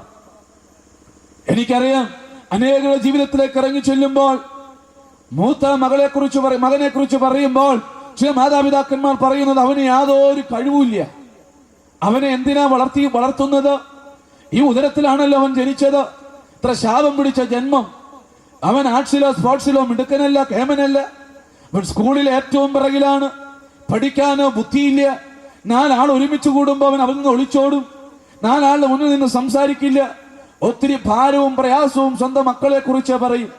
എന്നാൽ രണ്ടാമത്തെ മകനോ മകളോ മിടുക്കിയാണ്, കേമനാണ്, ആർട്സിലും സ്പോർട്സിലും മിടുക്കൻ, വിദ്യാഭ്യാസത്തിൽ നല്ല മാർക്കുണ്ട്, ഒരു നാട്ടുകാരുടെ കണ്ണിലുണ്ണിയാണ്, ഇടവകയുടെ കണ്ണിലുണ്ണിയാണ്. ഏറെ അഭിമാനമുണ്ട് എന്റെ മകനെന്ന മകളെന്ന അവളെ കുറിച്ച് പറയുവാൻ. പല ജീവിതത്തിലും പല ഭവനങ്ങളിലും ഇങ്ങനെയാണ്. ഒരേ രക്തത്തിൽ പിറന്ന മക്കളെ പലപ്പോഴും രണ്ടായി ചിത്രീകരിക്കുന്ന മാതാപിതാക്കന്മാർ. ഇവിടെയുമുണ്ടല്ലോ ആ വിധത്തിലുള്ള ഫോട്ടോസ്റ്റാറ്റുകൾ. അച്ഛനത് പറഞ്ഞത്, ഇടുക്കിയുടെ ദേശത്തൊരു വൈദികൻ സ്ഥിരമായി ചെന്ന് പ്രാർത്ഥിക്കാറുള്ള ഒരു ഭവനത്തിൽ ഇതുപോലെ മാതാവും പിതാവും പറയുമായിരുന്നു, മൂത്ത മകൻ ഒരു കഴിവില്ല അച്ഛ, കടിഞ്ഞു പൊട്ടനാ, അവനെ കൊണ്ട് യാതൊരു കഴിവുമില്ല. ഇളയവൻ മിടുക്കനാച്ചാ, അവന് സ്കൂളിലോ ആർട്സിലും സ്പോർട്സിലും അവൻ ഇവിടെയുള്ള ചാർച്ചക്കാരുമായിട്ടുള്ള ബന്ധത്തിൽ, എന്തിനധികം പോസ്റ്റ് ഓഫീസിലോ ബാങ്കിലോ 12 വയസ്സുള്ള ഇളയ മകനെ ഒന്ന് പറഞ്ഞു വിട്ടാൽ മതി, അവൻ ഭംഗിയായി എല്ലാം ക്രമീകരിച്ചു കൊണ്ടുവരും. വളരെ അഭിമാനത്തോടെ ഇളയ മകനെ കുറിച്ച് പറയുകയാണ്. എന്നാൽ മൂത്ത മകനെ കുറിച്ച് പറയുമ്പോൾ, ഇത്ര ശാപം പിടിച്ച ജന്മം, എന്റെ ഉദരത്തിലാണല്ലോ ഇവൻ ജനിച്ചു വീണത്, ഇത്രമാത്രം വേദനയുടെ നടുവിൽ ഞാൻ ആയിരിക്കുമ്പോഴും എത്ര വട്ടം ഉപദേശിച്ചു, അച്ഛനൊന്ന് ഉപദേശിച്ചു കൊടുത്ത് നന്നാകാൻ. എന്നും ശാപവും പ്രാക്കും. നിങ്ങൾക്കറിയാമോ ഒരു ദിവസം സംഭവിച്ചെന്തെന്ന്? ഇടുക്കിയിൽ ചെറുതോണിക്കടുത്ത് സ്ഥിതി ചെയ്യുന്ന ഈ ഭവനത്തിന്മേൽ ഒരു ദിവസം രാവിലെ ഈ മാതാവും പിതാവും എഴുന്നേറ്റിട്ട് സ്വന്തം മൂത്ത മകനെ വിളിച്ച് ഭവനം പൂട്ടി താക്കോൽ ഏൽപ്പിച്ചിട്ട് പറഞ്ഞു, മകനെ, ഞങ്ങൾ ഇടുക്കിയുടെ ദേശത്ത് ഒരു ഭവനത്തിൽ വിവാഹത്തിന്റെ ആവശ്യത്തിനുമായിട്ട് ഞങ്ങൾ കടന്നു പോകുകയാണ്. അതുകൊണ്ട് ഇളയ മകനെ സമയാസമയങ്ങളിൽ ആഹാരം കൊടുക്കുകയും ഇളയ മകനെ നീ ആശ്വസിപ്പിക്കുകയും സൂക്ഷിക്കുകയും വേണം. വളരെ നല്ല ഉപദേശവും കൊടുത്ത മൂത്ത മകനോടും ഇളയ മകനോടും യാത്ര പറഞ്ഞ് പപ്പയും മമ്മയും വീട് വിട്ടിറങ്ങി. ക്രിക്കറ്റ് കളി കഴിഞ്ഞ് മടങ്ങി വന്ന ഇളയ മകനെ അന്ധകാര ശക്തിക്ക് കീഴ്പ്പെട്ട മൂത്ത മകൻ, 15 വയസ്സ് പ്രായമുള്ള മൂത്ത മകൻ, ഇതാ തൂമ്പയുടെ കാലുകൊണ്ട് പിറകിൽ നിന്ന് അടിച്ചു വീഴ്ത്തുമ്പോൾ, ഇതാ പിതാക്കന്മാർ നമ്മെ പഠിപ്പിച്ച പരസ്പരം സ്നേഹിക്കണമെന്നുള്ള കൽപ്പന ഈ ജ്യേഷ്ഠ സഹോദരൻ മറന്നുപോയി. ദൈവമക്കളെ, ശരീരത്തിൽ നിന്ന് ജീവന്റെ അംശം വേർപെടുന്നതുവരെയും ഈ കൈ കൊണ്ട് അടിച്ചടിച്ചടിച്ച് അവനെ മരണത്തിന് ഏൽപ്പിച്ചു. എന്നിട്ട് എന്ത് ചെയ്യുന്നറിയുമോ? അടുക്കളയ്ക്ക് സമീപം കുഴികുത്തി ടാർപോളിൽ സ്വന്തം അനുജന്റെ മൃതശരീരം പൊതിഞ്ഞ് അതിലേക്ക് മണ്ണിടുമ്പോൾ ഈ അനുജന്റെ ശരീരം ഒന്നുകൂടി ചലിച്ചു, ഒന്നുകൂടി മൂവ് ചെയ്തു. ഈ സമയത്ത് മൂത്ത മകൻ കരികല്ലുകൊണ്ട് ജ്യേഷ്ഠ സഹോദരൻ ഇവന്റെ ശിരസിന്മേൽ ഇഞ്ച ചതയ്ക്കുന്നത് പോലെ ചതച്ച് മരണത്തിലേക്ക് അവനെ ഏൽപ്പിച്ചു കൊടുക്കുകയാണ്. വൈകുന്നേരമായി നാട്ടുകാർ കൂടി, ചർച്ചക്കാർ കൂടി, മൂത്ത മകൻ എവിടെ അന്വേഷിക്കുവാൻ തുടങ്ങി. പപ്പ വിളിച്ചു ചോദിച്ചു, മോനെ അനുജനന്തെ? എനിക്കറിയില്ല. സമയമേറെ മുന്നോട്ട് പോയി. ഭാരത്തിലായ ഇളയ മകൻ ഇങ്ങനെ അവിടെ നിന്നുകൊണ്ട് വിലപിച്ചു, പപ്പ ഞാൻ കാണിച്ചു തരാം അനുജനെ, ഞാൻ കാണിച്ചു തരാം. പപ്പയുടെ കൈക്ക് പിടിച്ച് അടുക്കളയ്ക്ക് സമീപമുള്ള ഈ കുഴി മാന്തി അനുജന്റെ മൃതശരീരം ഏറ്റെടുക്കുമ്പോൾ ആ ഭവനത്തിന്റെ തകർച്ചയ്ക്ക് കാരണം അനുഗ്രഹിക്കപ്പെട്ടവരെ വചനത്തോട് മറുതലിച്ചത് കൊണ്ടാണ്. അല്ലേ? ചില മക്കളിൽ, ചില ഭവനങ്ങളിൽ ഭർത്താവ് കൂടുതൽ മദ്യപാനിയായി തീരുവാനും ദൈവമക്കളെ സ്നേഹിക്കാത്തതാണ് പ്രശ്നങ്ങൾക്ക് കാരണം. ഇന്ന് അനേകം ക്രിസ്ത്യാനികളുടെ വിവാഹമോചന കേസുകൾ കോടതികളിൽ കിടക്കുമ്പോൾ സ്നേഹമില്ലാത്തതാണ് അതിന് കാരണം. ഒരിക്കൽ തിരുവനന്തപുരത്ത് CSI പള്ളിയിൽ നടന്ന എക്യുമെനിക്കൽ കൺവെൻഷന് പ്രസംഗിക്കാൻ പോയപ്പോ ഞാൻ ബസ് സ്റ്റോപ്പിൽ ഇറങ്ങി പള്ളിയിലേക്ക് ധൃതി പിടിച്ചൊരു ഓട്ടോറിക്ഷയിലേക്ക് കിടക്കുമ്പോൾ എനിക്ക് മൊബൈലിൽ ഒരു ടെലിഫോൺ വന്ന് ഇപ്രകാരം ഒരു മനുഷ്യൻ, കൂട്ടുകാരൻ എന്നെ വിളിച്ചു പറഞ്ഞു, അച്ഛൻ ഇവിടെ വന്ന് വളരെ പ്രമാദമായ ഒരു കേസ് നടക്കുന്നുണ്ട്, അതിന്റെ വാദമെല്ലാം കേൾക്കാം, അച്ഛൻ വരുമോ? ഞാൻ പറഞ്ഞു എനിക്ക് സമയമില്ല. എന്താണ് സഹോദരൻ? അദ്ദേഹം പറഞ്ഞത് 75 വയസ്സ് പ്രായമുള്ള വല്യപ്പൻ 72 വയസ്സ് പ്രായമുള്ള വല്യമ്മയെ വിവാഹം മോചനത്തിനായിട്ട് ഡൈവോഴ്സ് ചെയ്യാൻ കേസ് കൊടുത്തിരിക്കുക. ദൈവമക്കളെ, ഇത് നടക്കുന്നത് ഒരു ക്രൈസ്തവ കുടുംബത്തിലാണ് എന്ന് നാം മനസ്സിലാക്കണം. സ്നേഹിക്കാൻ സാധിക്കുന്നില്ല, ഇല്ലേ? എന്തിനധികം ഈ പള്ളിയുടെ ഭൂമുഖത്ത് രണ്ട് മനുഷ്യർ തമ്മിൽ കണ്ടുമുട്ടി എങ്ങനെയിരിക്കും? എങ്ങനെയിരിക്കൂടാ? രണ്ടാളുകൾ തമ്മിൽ ഈ ചാപ്പലിന് മുന്നിൽ കണ്ടുമുട്ടി എങ്ങനെ ഇരിക്കും? അല്ലേ? രണ്ട് നായ്ക്കുട്ടികൾ ഒരു എല്ലും കഷ്ണത്തിന് കണ്ടുമുട്ടുന്നത് പോലെയാണ്. എവിടെ പോയി കർത്താവ് കാൽവറിയുടെ ഉന്നതങ്ങളിൽ കാണിച്ചു തന്ന ആ വലിയ സ്നേഹം, അഗാപ്പെ, സ്വയം ത്യജിക്കുന്ന സ്നേഹം? ഇല്ല പ്രിയരെ. ധനമോഹത്തിന്റെ പിന്നാലെ, സ്ഥാനമാനങ്ങളുടെ പിന്നാലെ, രാഷ്ട്രീയ ലക്ഷ്യങ്ങളുടെ പിന്നാലെ ഇന്ന് നാം ഓടുമ്പോൾ പലപ്പോഴും വിസ്മരിക്കുന്നു, വചനത്തോട് മറുതലിക്കുകയാണ്. വചനത്തെ കുറിച്ച് പറയുമ്പോൾ ആവർത്തന പുസ്തകം 28-ാം അധ്യായം അച്ഛൻ ഓർപ്പിച്ചുവല്ലോ, നീ വചനമനുസരിച്ചാൽ ദേശത്തിൽ അനുഗ്രഹിക്കപ്പെടും, ഇടവകയിൽ അനുഗ്രഹിക്കപ്പെടും, വിദ്യാഭ്യാസം അനുഗ്രഹിക്കപ്പെടും, നിന്റെ കരൽ സ്പർശിക്കുന്ന മേഖലകളെല്ലാം അനുഗ്രഹത്തിൻ്റെതായിത്തീരും. എന്നാൽ വചനത്തോടെ മറുതലിച്ചാൽ നിന്റെ കരൽ സ്പർശിക്കുന്ന മേഖലകളെല്ലാം ശാപത്തിന് ഇടയായിത്തീരും. പകൽ നീ അന്ധനെ പോലെ ആയിത്തീരും. ഉള്ളങ്കാൽ മുതൽ നെറുകന്തല വരെയും വലിയ പരുക്കൾ കൊണ്ട് മൂടുമെന്ന് വചനം പ്രഘോഷിക്കുന്നു. ഈ വചനത്തിന് കീഴ്പ്പെട്ടിട്ടുണ്ടോ? 60, 70, 80, 45, 30, 28 വയസ്സായല്ലോ. എത്ര നോമ്പുകൾ നോറ്റു, എത്രമാത്രം വഴിപാടുകൾ സമർപ്പിച്ചു. ഈ വചനത്തെ ജീവിതത്തിൽ നീ അടുത്തറിഞ്ഞിട്ടുണ്ടോ? ദൈവമക്കളെ, വചനം എന്ന് പറയുമ്പോൾ സുറിയാനി സഭയുടെ മക്കൾക്ക് വലിയ അലർജിയാ, ഇല്ലേ? സുവിശേഷ യോഗം എന്ന് പറയുമ്പോൾ പിള്ളേർക്ക് അതിലേക്ക് അടുക്കാൻ സാധിക്കുന്നില്ല. നമ്മുടെ വചനത്തെക്കുറിച്ചുള്ള നമ്മുടെ അറിവ് എന്ന് പറഞ്ഞാൽ വളരെ തുച്ഛമാണ്. ബെർണാഡ് ഷാ ഇങ്ങനെ പറഞ്ഞു, everybody nose the XYZ of everything but nobody knows the ABCD of anything. എല്ലാവർക്കും എല്ലാത്തിൻ്റെയും അവസാനം അറിയാം, ആർക്കും ഒന്നിൻ്റെയും ആരംഭം അറിയില്ല. അതേ അവസ്ഥയിലാണ് നാം ആയിരിക്കുന്നത്, അല്ലേ? വചനത്തിന്റെ ആഴത്തെക്കുറിച്ച് നിങ്ങൾക്കറിയുമെന്നറിയുവാൻ ഉദാഹരണം പറയാം. വചന പാണ്ഡിത്യത്തെ കുറിച്ച് അറിയുവാനായി ഒരു അച്ഛൻ ഒരിക്കൽ കുഞ്ഞുങ്ങളോട് ഒരു ഉപമ ചോദിച്ചു. ഒരിക്കലും ഒരു അച്ഛൻ സുവിശേഷ പന്തലിൽ സൺഡേ സ്കൂൾ കുഞ്ഞുങ്ങളോട് ഒരു ചോദ്യം ചോദിച്ചു. നല്ല ശമരിയാക്കാരന്റെ ഉപമ അറിയാവുന്ന കുഞ്ഞുങ്ങൾ ആരെങ്കിലും കൈവക്കാൻ പറഞ്ഞു. ഇവിടെ ഉണ്ടോ? ആർക്കെങ്കിലും അറിയാവോ? കൈവക്കി. നല്ല ശമരിയാക്കാരന്റെ ഉപമ അറിയാവുന്നവര്? ഭാഗ്യം, അങ്ങനെ ആരും ഇല്ല അവിടെ. അങ്ങനെ ഒരു ഉപമയുണ്ടോ മോനെ? ആ അച്ഛൻ പറഞ്ഞപ്പോ ആരും കൈവക്കിയില്ല. അപ്പൊ കൈപൊക്കാത്തത്, ഇവിടെ കൈപൊക്കാത്ത അച്ഛനെ പേടിച്ചിട്ടാന്നറിയാം. അവിടെയും അങ്ങനെ ആരും കൈവക്കിയില്ല. അപ്പൊ അച്ഛൻ പറഞ്ഞു, ആരെങ്കിലും ഈ ഉപമ ഈ സ്റ്റേജിൽ വന്ന് പറഞ്ഞാൽ 50 രൂപ സമ്മാനമായിട്ട് തരും. എന്റെ കയ്യിൽ നിന്ന് കിട്ടൂല കേട്ടോ, എന്ന് ചാരും വരണ്ട. ഈ അച്ഛൻ ഇങ്ങനെ പറഞ്ഞു ഇത്. അപ്പൊ ഒരു മിടുക്കനായ കുഞ്ഞ് കൈപൊക്കി, ഞാനത് പറയാം. അച്ഛൻ വിളിച്ചു, മോനെ നീ വന്നിത് പറ. അവനത് വന്ന് പറഞ്ഞു, ഒരിക്കലും ഒരു മനുഷ്യൻ യെരൂശലേമിൽ നിന്ന് എരിഹോവിലേക്ക് പോവുകയായിരുന്നു. അവൻ വിജനമായ ഒരു ദേശത്ത് എത്തി. അവന്റെ കയ്യിലുണ്ടായിരുന്ന പണവും സമ്പത്തും വാച്ചും സ്വർണവുമെല്ലാം കുറെ കള്ളന്മാർ കൂടി അത് പിടിച്ചു വാങ്ങി. എന്നിട്ട് ഈ മനുഷ്യനെ തുണ്ടമാക്കി, പീസാക്കി. ചിലത് മുള്ളിന്റെ ഇടയിൽ വീണു, ചിലത് പാറപ്പുറത്ത് വീണു, ചിലത് നല്ല നിലത്ത് വീണു. ശേഷിച്ചവ 12 കൊട്ട നിറച്ചെടുത്തു. എത്ര ഭംഗിയായാണ് ആ കുഞ്ഞ് പറഞ്ഞത്. വചനത്തിന്റെ ആഴങ്ങളിലേക്ക് ഇറങ്ങിച്ചെല്ലുവാൻ സാധിക്കാതെ പലപ്പോഴും സ്വയം അഭിമാനിച്ചുകൊണ്ട് സുറിയാനി സഭയുടെ മക്കൾ ഭംഗിയായി വസ്ത്രം ധരിച്ച്, ആണക്കൂറിന്റെ ഇടവകയിലെ മക്കൾ ഭംഗിയായി വസ്ത്രം ധരിച്ച് ഈ പന്തലിന്റെ കീഴായിരിക്കുമ്പോൾ കേൾക്കുന്ന വചനങ്ങൾ രാത്രിയുടെ യാമങ്ങളിൽ കിടക്കയിൽ മുട്ടിന്മേൽ ഇരുന്ന് ധ്യാനിക്കണം. കർത്താവേ, എന്റെ ജീവിതത്തിലെ പരാജയത്തിന് കാരണമെന്താണ്? എന്റെ ജീവിതത്തിലെ തകർച്ചയ്ക്ക് കാരണമെന്താണ്? ഞാൻ ഏറെ നിരാശയുടെ നടുവിലാണ്. എന്തുകൊണ്ടാണ് എന്റെ ജീവിതത്തിലേക്ക് ഇത്രമാത്രം കഷ്ടതകൾ വരുന്നത്? കാലത്തിന്റെ പേരിൽ രോഗങ്ങളും കഷ്ടതകളും ഒന്നൊന്നായി കടന്നു വരുമ്പോൾ മനുഷ്യൻ ഭ്രമിച്ചു നിൽക്കുകയാണ്. കാരണം അന്വേഷിക്കുന്നു. എന്നാൽ ദൈവമക്കളെ, നിങ്ങൾ ഓർക്കണം, നിങ്ങളുടെ ജീവിതത്തിലെ തകർച്ചകളും നിങ്ങളുടെ ജീവിതത്തിലെ കൈപ്പേറിയ അനുഭവങ്ങളും പ്രതികൂലതകളും ഇതാ കുംഭസാരവേദിയാക്കി ഒന്ന് മാറ്റിയാൽ, എന്റെ ദൈവത്തെ സ്വീകരിക്കുവാനുള്ള ഒരു മുഖാന്തരമാക്കി നിങ്ങൾ തീർത്താൽ, രോഗക്കിടക്ക മാറ്റിവിരിക്കുന്ന ദൈവമാണ് നമ്മുടെ ദൈവം. യെശയ്യാ പ്രവചനം 38-ാം അധ്യായത്തിന്റെ ആഴങ്ങളിലേക്ക് കടന്നു ചെല്ലുമ്പോൾ ഇതാ ഒരു രാജാവ്, ഹിസ്കിയാവ് എന്ന് പറയുന്ന രാജാവ് വളരെ സന്തോഷത്തോടെ രാജ്യം ഭരിച്ചു പോരുകയാണ്. നനച്ചിരിക്കാത്ത നേരത്ത് കടന്നു വന്ന തകർച്ച അദ്ദേഹത്തിന്റെ ജീവിതത്തിന്റെ സകല ഭദ്രതകളും വേരോടെ പിഴുതെറിഞ്ഞു. അദ്ദേഹം ശരീരത്തിൽ രോഗം വഹിച്ചു. അദ്ദേഹം എന്താ ചെയ്തു എന്നറിയുമോ? മരണം അദ്ദേഹത്തെ പിടിക്കുമെന്ന് ഉറപ്പായപ്പോൾ ഇതാ കിടക്കയിൽ കിടന്നുകൊണ്ട് ഭിത്തിയോട് ശിരസ് ചേർത്ത് വെച്ച് ഇപ്രകാരം ഏങ്ങലടിക്കുന്നു: ദൈവമേ, നിന്റെ മുമ്പാകെ നിഷ്കളങ്കമായി തീഷ്ണതയോടെ ഞാൻ വേല ചെയ്തത് അവിടെ നിന്ന് ഓർക്കണമേ എന്ന് ഹിസ്കിയാവ് വിലപിക്കുകയാണ്.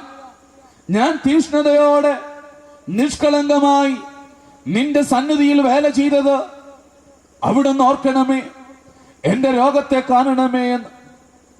വചനം മൂലം ദൈവം അവന്റെ അടുക്കലേക്ക് പ്രവാചകൻ അയക്കുകയാണ്.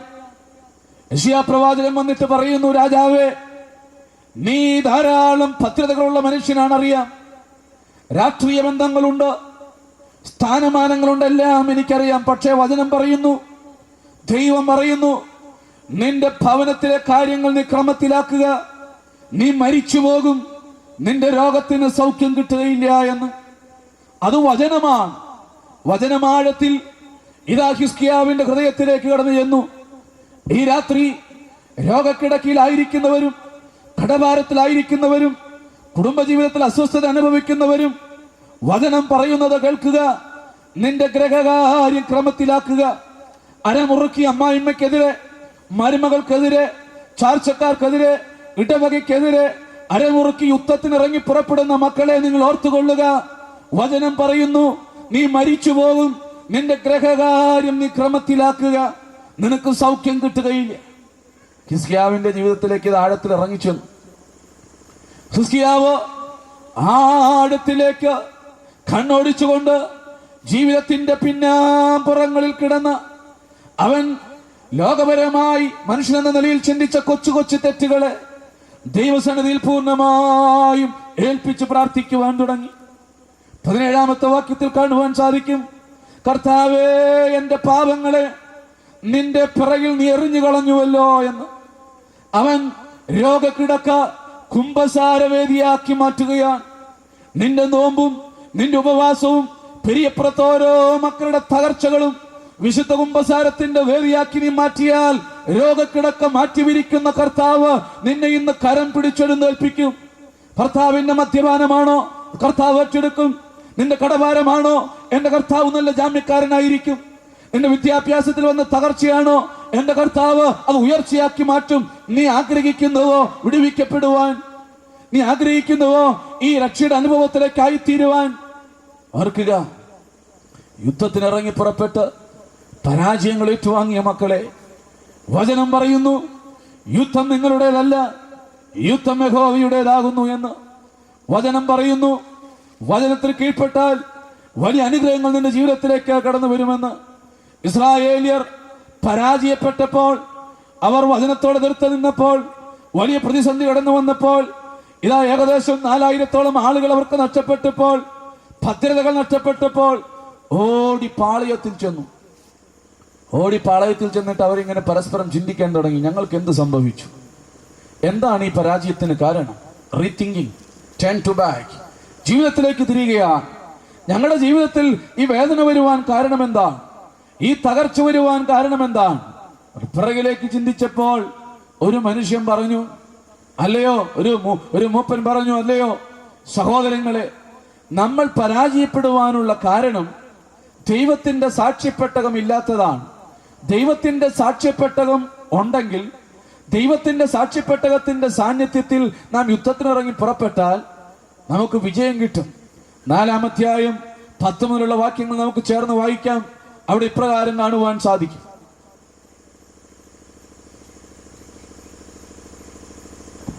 അങ്ങനെ ഫെലിസ്ത്യർ പട തുടങ്ങിയപ്പോൾ ഇസ്രായേൽ തോറ്റു. ഓരോരുത്തൻ താന്താന്റെ വീട്ടിലേക്ക് ഓടി. ഇസ്രായേലിൽ 30,000 കാലാൾ വീണു പോകത്തക്കവണ്ണം ഒരു മഹാസംഹാരമുണ്ടായി. ദൈവത്തിന്റെ പെട്ടകം പിടിപ്പെട്ടു. ഏലിയുടെ 2 പുത്രന്മാരായ ഹൊഫ്നിയും ഫിനഹാസും പട്ടുപോയി. അങ്ങനെ ദൈവത്തിന്റെ സാക്ഷ്യപ്പെട്ടകത്തിന്റെ അസാന്നിധ്യത്തിൽ യുദ്ധത്തിനിറങ്ങി പുറപ്പെട്ടാൽ പരാജയം ഏറ്റുവാങ്ങുമെന്നും, സാക്ഷ്യപ്പെട്ടകത്തിന്റെ സാന്നിധ്യത്തിൽ യുദ്ധം ചെയ്താൽ വിജയം കൈവരിക്കുമെന്ന് വീണ്ടും അന്ധമായി ഇസ്രായേലർ വിശ്വസിച്ച് ഏലി പുരോഹിതന്റെ 2 മക്കളും ഹൊഫ്നിയും ഫിനഹാസും ഉൾപ്പെടെ ഒരു സമൂഹം സാക്ഷ്യപ്പെട്ടകം ഇതാ ചുമന്നു കൊണ്ടുവന്ന് ആർപ്പുവിളിയോട് അരമുറുക്കി വീണ്ടും യുദ്ധത്തിന് ഇറങ്ങി പുറപ്പെട്ട് വീണ്ടും പരാജയം ഏറ്റുവാങ്ങുകയാണ്. വീണ്ടും തകർച്ച വരികയാണ്. ഇപ്പോൾ അവർക്ക് സംഭവിച്ചത് 30,000-ഓളം ഇതാ കാലാൾപ്പട അവർക്ക് നഷ്ടപ്പെട്ടു. ആൾനാശം സംഭവിച്ചു. ദൈവമക്കളെ, എന്ത് സംഭവിച്ചു? ദൈവത്തിന്റെ സാക്ഷ്യപ്പെട്ടകം ഫെലിസ്ത്യർ ഇസ്രായേലിയരിൽ നിന്ന് പിടിച്ചെടുത്ത് ദാഗോന്റെ ക്ഷേത്രത്തിൽ അന്യ ദൈവങ്ങളുടെ ആരാധിക്കുന്നതിന്റെ നടുവിൽ ഇതാ ഈ സാക്ഷ്യപ്പെട്ടകം സ്ഥാപിക്കപ്പെടുവാനിടയായി. 1-ാമത്തെ എബെനേസർ പരാജയത്തിൻ്റെതായിരുന്നുവെങ്കിൽ 2-ാമത്തെ എബെനേസർ അപമാനത്തിന്റെയും അവഗണനത്തിന്റെയും ഇതാ നിന്ദയുടെയും പരിഹാസത്തിന്റെയും എബെനേസർ ആയിരുന്നു. പരാജയപ്പെട്ടു. ദൈവമക്കളെ, സാക്ഷ്യപ്പെട്ടകത്തിന്റെ സാന്നിധ്യത്തിൽ യുദ്ധം ചെയ്താൽ വിജയം കൈവരിക്കാമെന്ന് നനയ്ക്കുന്ന അനേകം ഇവിടെ ഉണ്ട്. അതുപോലെ ചില എണ്ണങ്ങളെ സാക്ഷ്യപ്പെട്ടകം ചുമന്ന രക്ഷപ്പെടാൻ സാധിക്കുമെന്ന്. ഇത് ചുമന്ന രക്ഷപ്പെടുവോ? രക്ഷപ്പെടൂല. ഇത് ചുമന്നത് കൊണ്ട് മാത്രം രക്ഷപ്പെടില്ല. പലരും തീവ്രമായി പ്രഘോഷിക്കുന്നു, ഇത് ചുമന്ന എല്ലാത്തിനും പരിഹാരമാണ്. അങ്ങനെയെങ്കിൽ സാക്ഷ്യപ്പെട്ടകം ചുമന്ന ഇസ്രായേലിൽ ഫെലിസ്ത്യരിൽ നിന്ന് വിജയം ഏറ്റുവാങ്ങേണ്ടേ? എന്തുകൊണ്ടാണ് ഇസ്രായേലിൽ പരാജയപ്പെട്ടു പോയത്? ദൈവമക്കളെ ഓർക്കുക, ചുമന്നത് കൊണ്ടായില്ല. കെരൂബുകളുടെ മീതെ അധിവസിക്കുന്ന, സാക്ഷ്യപ്പെട്ടകത്തിന്റെ മീതെ അധിവസിക്കുന്ന ദൈവത്തെ ജീവിതത്തിൽ പകർത്താതെ യുദ്ധത്തിനിറങ്ങി പുറപ്പെട്ടാൽ പരാജയം മാത്രമായിരിക്കും ഫലം. എന്നാൽ നീ ഈ സാക്ഷ്യപ്പെട്ടകത്തിൽ അധിവസിക്കുന്ന കർത്താവിനെ ജീവിതത്തിൽ ഏറ്റുവാങ്ങി, നെഞ്ചിലേറ്റുവാങ്ങി, പ്രവർത്തിപഥത്തിൽ നീ യേശുവിനെ മറ്റുള്ളവർക്ക് കാണിച്ചു കൊടുത്താൽ നിന്റെ തകർച്ചകളെ എന്റെ കർത്താവ് ഉയർച്ചകളാക്കി മാറ്റും. അനേകർ അന്ധമായി വിശ്വസിക്കുകയാണ്. എനിക്കൊരു മനുഷ്യനെ അറിയാം. നമ്മൾ അറിയപ്പെടുന്ന വലിയൊരു പ്രസ്ഥാനത്തിന്റെ ഒരു കോർഡിനേറ്റർ ആയിരിക്കുന്ന ഒരു മനുഷ്യൻ. അദ്ദേഹം പറയുന്നു, 14 വർഷമായി ഞാൻ രക്ഷിക്കപ്പെട്ടു. ദൈവമക്കളെ, ആർക്കെങ്കിലും രക്ഷിക്കപ്പെട്ടു എന്ന് ആത്മവിശ്വാസത്തോടെ പറയാൻ പറ്റുമോ? പറ്റൂല. ചിലർ പറയാറില്ല, 2004 ഡിസംബർ മാസം 13-ാം തീയതി കോലഞ്ചേരി പട്ടണത്തിൽ നട്ടുച്ചയ്ക്ക് ഞാൻ മാനസാന്തരപ്പെട്ടു, ഞാൻ രക്ഷിക്കപ്പെട്ടു. ഇല്ല. സുറിയാനി സഭയുടെ പിതാക്കന്മാർ നമ്മെ പഠിപ്പിക്കുന്നത് രക്ഷിക്കപ്പെടുക എന്ന് പറഞ്ഞാൽ ഒരു പ്രോസസ്സാണ്. It is A process. അതിന്റെ പാരമ്യതയിൽ നാം എത്തിച്ചേരുന്നത്, അതിന്റെ പെർഫെക്ഷൻ അനുഭവിക്കുന്നത് യേശുവിനോട് കൂടെ ആയിരിക്കുമ്പോഴാണ്. അതുകൊണ്ട് നാം രക്ഷയുടെ അനുഭവത്തിലാണ് എന്ന് പറയുവാൻ സാധിക്കും. ഈ വചനം ചുമക്കുന്ന ഒരു പ്രസ്ഥാനത്തിന്റെ കോർഡിനേറ്റർ ആയിരിക്കുന്ന ഈ മനുഷ്യൻ പാടത്തും പറമ്പിലും യാത്രയിലും ഈ വേദപുസ്തകം ചുമക്കും. എന്നെ കാണുമ്പോൾ, വൈദികരെ കാണുമ്പോൾ പറയും, ഹല്ലേലൂയ, പ്രൈസ് ദി ലോർഡ്. തിരിച്ചും പറയും. എന്റെ അടുക്കൽ എപ്പോഴും നല്ല വാക്കുകളുമായി കടന്നു വരുവാറുള്ള മനുഷ്യൻ. ദൈവമക്കൾ, ഇനി നിങ്ങൾ കേൾക്കണം. ഞാൻ അദ്ദേഹത്തെ ഓർത്ത് അഭിമാനിച്ചിരുന്നു. ദൈവമേ, നിന്റെ സാക്ഷ്യപ്പെട്ടകം ചുമക്കുന്ന ഈ മനുഷ്യൻ എത്രയോ ഭാഗ്യവാനെന്ന് ഞാൻ ഉള്ളിൽ നനച്ചു. എന്നാൽ ഒരു ദിവസം പ്രഭാതത്തിൽ രാവിലെ 6:30 മണി ഞാൻ വിശുദ്ധ കുർബാന ചൊല്ലുവാൻ എന്റെ ദൈവാലയത്തിലേക്ക് അതിവേഗം വാഹനം ഓടിച്ചു പോകുമ്പോൾ പെട്ടെന്നൊരു ശബ്ദം കേട്ട് ഞാൻ വാഹനം നിർത്തി. ഞാൻ നോക്കുമ്പോൾ 17 വയസ്സ് പ്രായമുള്ള ഇതാ ഒരു കുഞ്ഞ്, ഈ മനുഷ്യന്റെ മൂത്ത കുഞ്ഞ് ആ മനുഷ്യന്റെ കഴുത്തിന് പിടിച്ച് കീഴ്പോട്ട് കുനിച്ചു നിർത്തി, സ്വന്തം പിതാവിന്റെ കഴുത്തിന് പിടിച്ച് കീഴ്പോട്ട് കുനിച്ചു നിർത്തി ഒരു വലിയ കത്തി കൊണ്ട് ഇങ്ങനെ പറയുന്നു, നിന്നെ ഞാൻ ഇന്ന് കൊല്ലും. എന്റെ വല്യാപ്പനെ, എന്റെ ഗ്രാൻഡ് ഫാദറിനെ നീ കൊന്നതാണെങ്കിൽ നിന്നെ ഞാൻ ഇന്ന് കൊല്ലുമെന്ന് പറഞ്ഞ് ആക്രോശിക്കുമ്പോൾ കൂടി നിന്ന നൂറുകണക്കിന് ആളുകൾക്ക് ആശ്വസിപ്പിക്കുവാനോ തടുത്തു മാറ്റുവാനോ സാധിച്ചില്ല. ഞാൻ അടുത്ത് ചെന്ന് ഈ മനുഷ്യനെ, ഈ കുഞ്ഞിനെ വിളിച്ചേടാ, നിനക്ക് എന്ത് പറ്റി? ഞാൻ അവന്റെ കൈക്ക് വിളിച്ച് വലിച്ചു മാറ്റി. വിശുദ്ധാരാധന കഴിഞ്ഞ് ഈ കുഞ്ഞിനെ അടുക്കൽ വിളിച്ച് ഞാൻ സംസാരിച്ചു. ഈ കുഞ്ഞ് പറഞ്ഞ എന്താണെന്ന് അറിയുമോ? സുറിയാനി സഭയുടെ മകൻ ഇവൻ പറഞ്ഞു, അച്ഛ, അവനെ എന്റെ പിതാവെന്ന് വിളിക്കുവാൻ ഞാൻ ലജ്ജിക്കുന്നു. അച്ഛൻ അറിയുമോ, 8 വയസ്സ് പ്രായമുള്ളപ്പോ എന്റെ വീട്ടിൽ നിന്ന് എന്നെ ഇറക്കി വിട്ടതാ. എന്റെ ശരീരത്തിന്മേൽ എന്റെ പിതാവെന്ന് വിളിക്കുന്ന, അച്ഛൻ അഭിമാനിക്കുന്ന, സാക്ഷ്യപ്പെട്ടകം ചുമക്കുന്ന അവനുണ്ടല്ലോ, അവന്റെ കാൽപ്പാടുകളും കൈപ്പാടുകളുമാണ്. ഇനി ഞാൻ പൊറുക്കില്ല, ഇനി ഞാൻ അവനെ ശരിപ്പെടുത്തും. ഇത് പറയുമ്പോ ഈ കുഞ്ഞിന്റെ ഉള്ളിൽ നിന്ന് ഇതാ വർഷങ്ങളായിട്ടുള്ള വൈരാഗ്യം നുരഞ്ഞു പൊന്തുകയാണ്. ഞാൻ ചോദിച്ചു, നിനക്ക് എന്ത് പറ്റിയിടാ? അവൻ ഹാൻസിനും പാൻപരാഗിനും മയക്കുമരുന്നിനും ഈ കുഞ്ഞ് അടിമപ്പെട്ടു. ഈ കുഞ്ഞ് പറഞ്ഞ എന്താണെന്ന് അറിയുമോ? അച്ഛാ, വേദപുസ്തകം 24 മണിക്കൂറും ചുമക്കുന്ന ഈ മനുഷ്യൻ, എന്റെ പിതാവ് വേദപുസ്തകത്തിലെ കർത്താവിനെ കാണിച്ചു തന്നിട്ടില്ല, ജീവിതത്തിൽ പ്രവർത്തിച്ചിട്ടില്ല. എന്റെ മമ്മിയെ ഉപദ്രവിക്കും, എന്റെ സഹോദരനെ ഉപദ്രവിക്കും. 8 വയസ്സുള്ളപ്പോൾ ഞാൻ വീട് വിട്ടിറങ്ങി. വിശക്കുമ്പോൾ രാത്രി ഞാൻ വീടിന്റെ വരാന്തയിൽ മമ്മി വിളമ്പി വെച്ചിട്ടുള്ള ചോറ് എന്റെ പിതാവ് കാണാതെ എടുത്ത് ഞാൻ ഭക്ഷിക്കും. ഞാൻ തൊട്ടടുത്ത റബ്ബർ തോട്ടത്തിലെ വാഴത്തോട്ടത്തിലെ ഒരു മോട്ടോർ പുരയിൽ കിടന്ന് അന്തി ഉറങ്ങും. അതിരാവിലെ ഒരു സൗണ്ട് സിസ്റ്റം നടത്തുന്ന ഒരു മനുഷ്യന്റെ കൂടെ ഞാൻ ജോലിക്കായി പോകും. എന്റെ വിദ്യാഭ്യാസമോ തകർന്നു, എനിക്കിനി ഭാവിയില്ല, അതുകൊണ്ട് ഞാൻ ആ മനുഷ്യനെ കൊല്ലുമെന്ന് പറയുന്നു. തലേ ദിവസം ഉണ്ടായ സംഗതി എന്തെന്ന് അറിയുമോ പ്രിയരെ? ദൈവമക്കളെ, പതിവ് പോലെ രാത്രിയിൽ വിശന്നു വരുന്ന കുഞ്ഞിന് ഒരു പാത്രത്തിൽ ചോറ് വിളമ്പി ഈ മാതാവ് തൊഴുത്തിന് സമീപം വച്ചു. ഇരുട്ടിന്റെ മറവിൽ ഈ കുഞ്ഞു വന്നതെടുത്ത് ഭക്ഷിക്കുമ്പോൾ മുറിയിൽ നിന്ന് ചാടിയിറങ്ങിയ പിതാവ് വലിയ ചൂരലുവടിയുമായി ഈ കുഞ്ഞിനെ ശരീരം മുഴുവൻ ഉപദ്രവിച്ചു, അടിച്ചു. വേദനയോടെ അവിടെ നിന്ന് ഓടിപ്പോയി, നിലവിളിച്ച് കരഞ്ഞോടിപ്പോയി. രാത്രിയുടെ യാമങ്ങളിൽ മുണ്ട് മുറുക്കി കൊടുത്ത് നോക്കി, വിശപ്പ് മാറുന്നില്ല.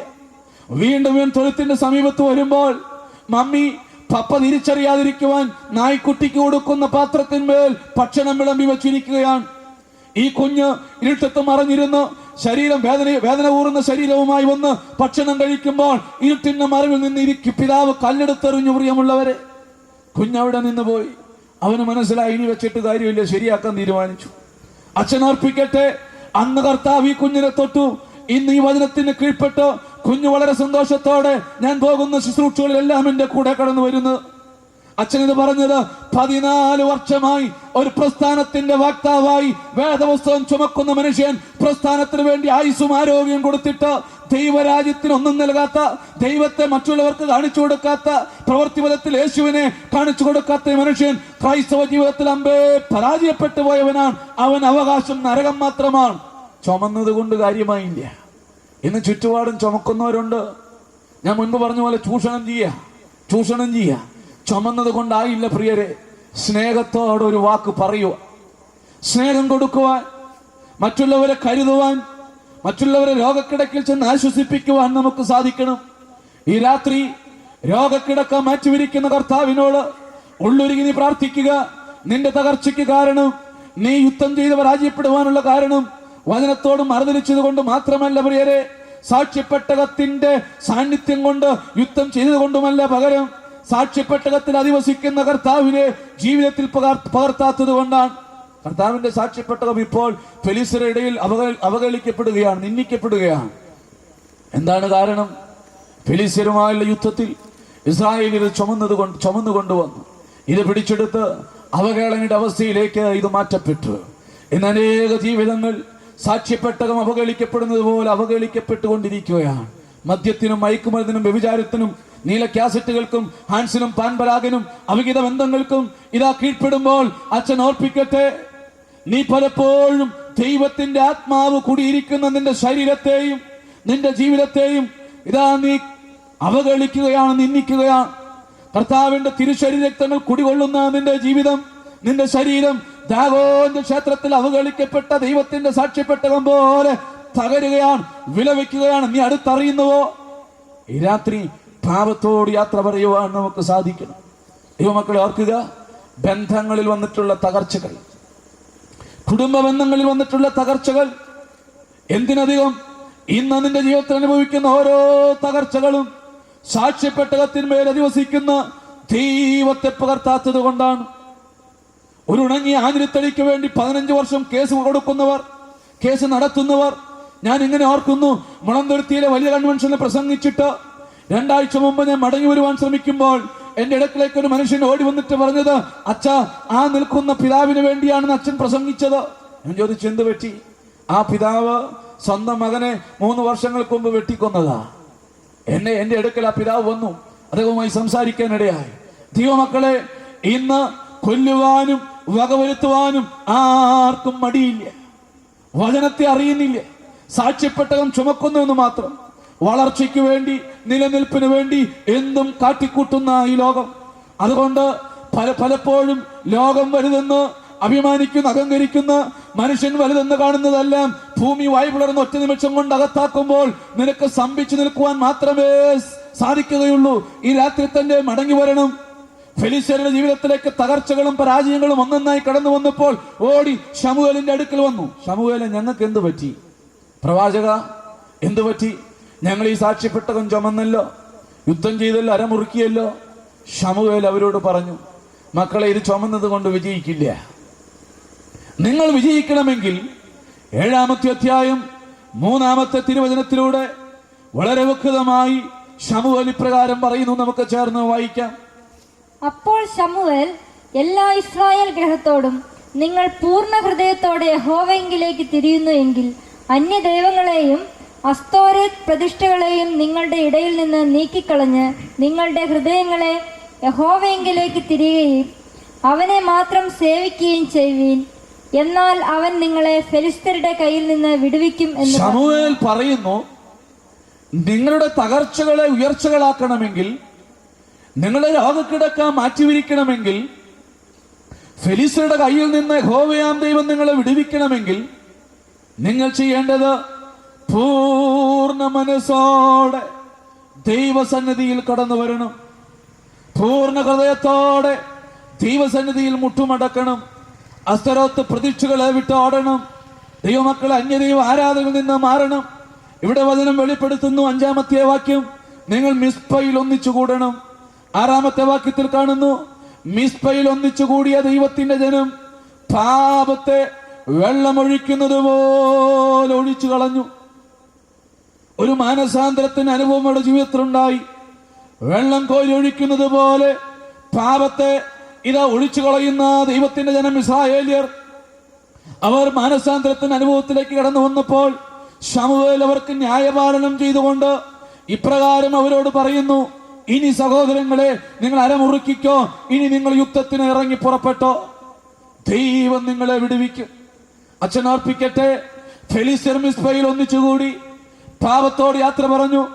ജീവിതത്തിന്റെ പിന്നാമ്പുറത്ത് ഇനിയും ഏറ്റുപറഞ്ഞിട്ടുള്ള പാപങ്ങളെല്ലാം ദൈവസന്നിധിയിൽ മിസ്പയിൽ അവർ ഒന്നിച്ചുകൂടി വെള്ളമൊഴിക്കുന്നത് പോലെ ഒഴിച്ചു കളഞ്ഞിട്ട് അഭിഷേകത്തിന്റെ ശുശ്രൂഷ ഏറ്റുവാങ്ങി പ്രവാചകനായിരിക്കുന്ന ശമൂവേലിനോട് ചേർന്ന് അരമുറുക്കി യുദ്ധത്തിന് ഇറങ്ങി പുറപ്പെട്ടു. എന്ത് സംഭവിച്ചു? 7-ാം അധ്യായം 11-ാം വാക്യം, ബേത്കാരിന്റെ താഴ്വര വരെയും ഫെലിസ്ത്യരെ ഇസ്രായേലിയർ സംഹരിച്ചു എന്ന് മാത്രമല്ല, വിജയം കൈവരിച്ചു. സാക്ഷ്യപ്പെട്ടകം ഇതാ വീണ്ടും പിടിച്ചെടുത്തു. എന്നിട്ട് ആഹ്ലാദത്തോടെ ശമൂവേലിനോട് ചേർന്ന് ഇതാ വലിയ ആർപ്പുവിളിയോടെ കടന്നു വന്ന ദൈവത്തിന്റെ ജനം ശേരിനും മിസ്പയ്ക്കും മധ്യേ ശമൂവേൽ എഴുന്നേറ്റ് നിന്ന് ഒരു കല്ലെടുത്ത് നാട്ടി, ഇത്രത്തോളം യഹോവ സഹായിച്ചു എന്ന് പറഞ്ഞ് അതിന് എബെനേസർ എന്ന് പേരിട്ടു. ഈ രാത്രി സാധിക്കുമോ?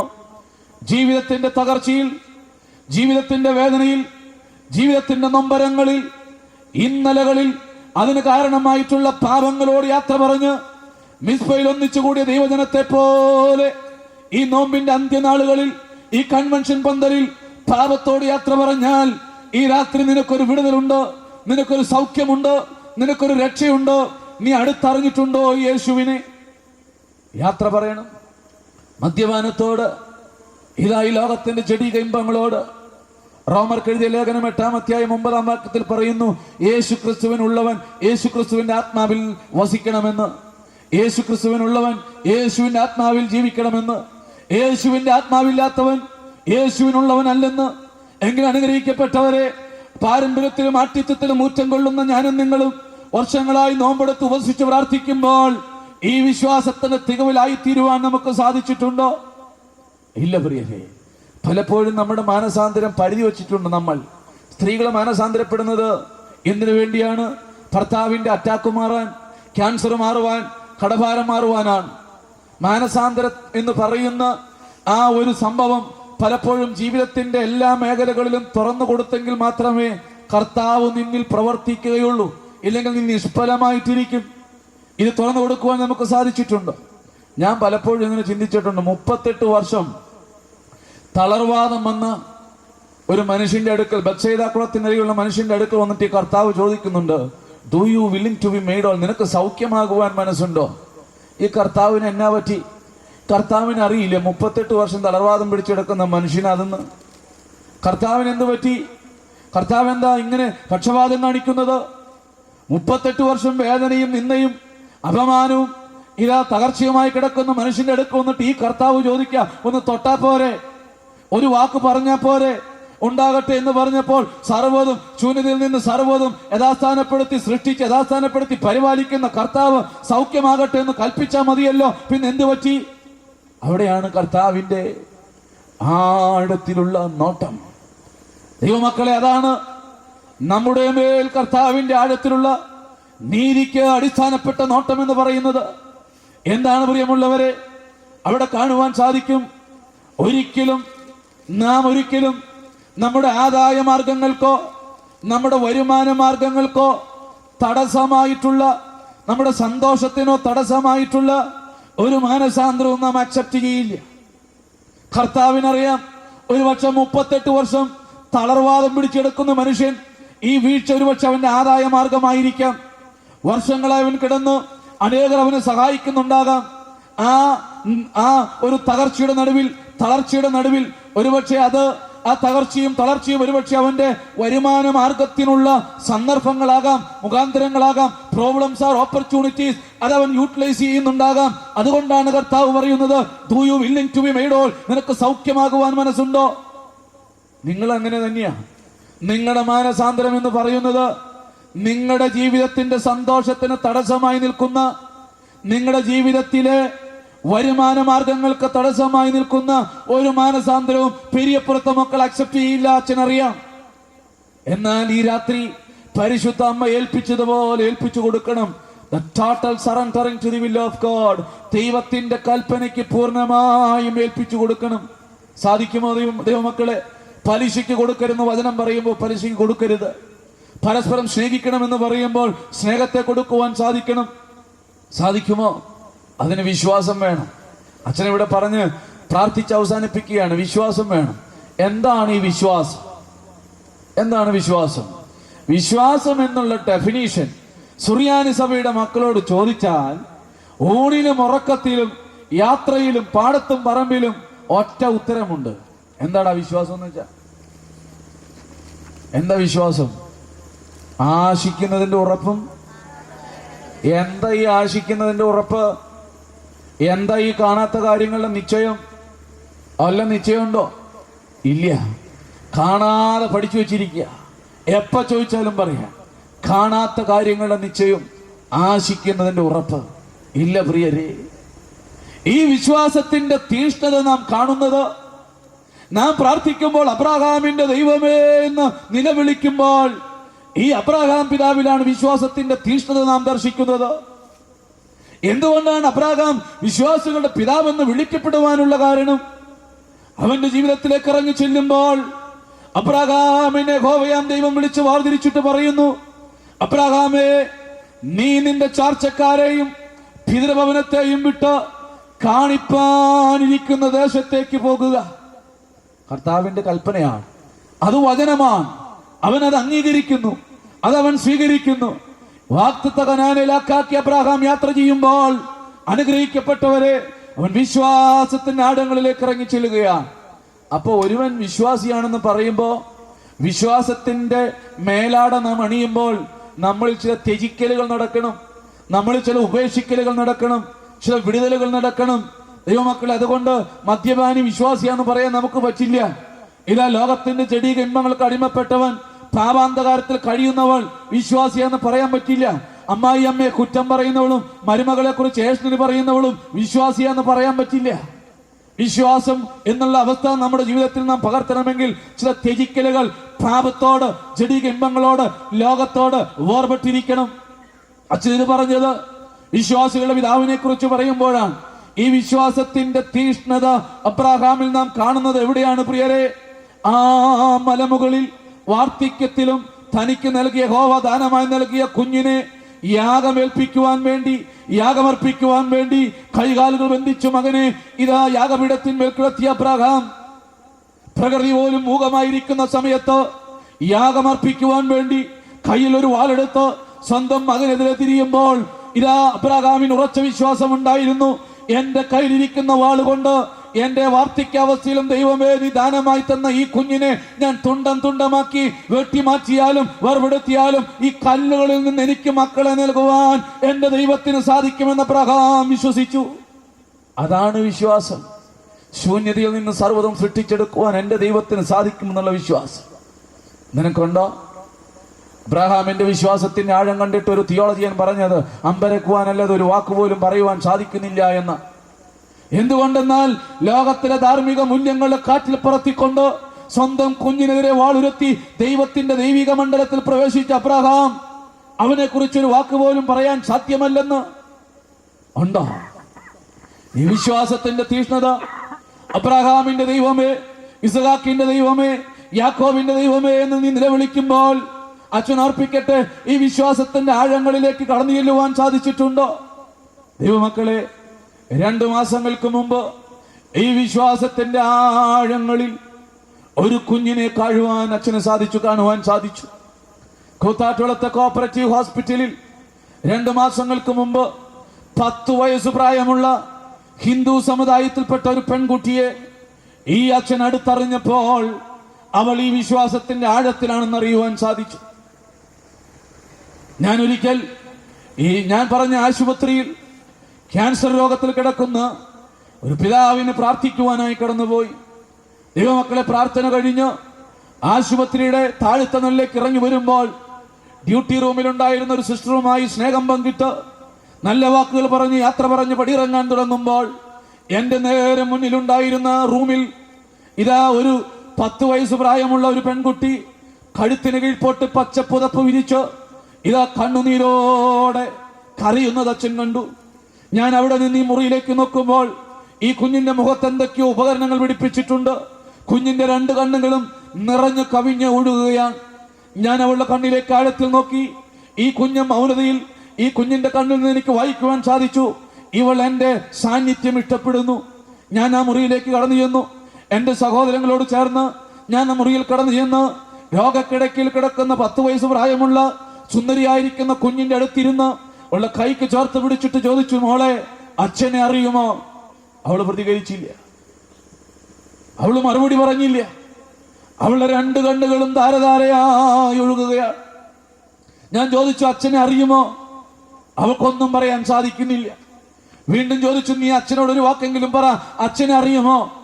അപ്പോ ഒരു ഏങ്ങലടിയുടെ ശബ്ദം കേട്ട് ഞാൻ പിറകിലേക്ക് വെട്ടിത്തിരിയുമ്പോൾ ഈ 10 വയസ്സ് പ്രായമുള്ള ഹിന്ദു സമുദായത്തിൽപ്പെട്ട ഈ കുഞ്ഞിന്റെ മാതാവ് ഇങ്ങനെ പറഞ്ഞു, അച്ഛ, എന്റെ ഹരിത മോളാ കിടക്കുന്നത്. എന്റെ ഏക മകൾ, അവൾ ഇനി സംസാരിക്കില്ല അച്ഛ. 3 ദിവസം മുമ്പ് അവളുടെ സംസാരശേഷി പോയി, നഷ്ടപ്പെട്ടു പോയി.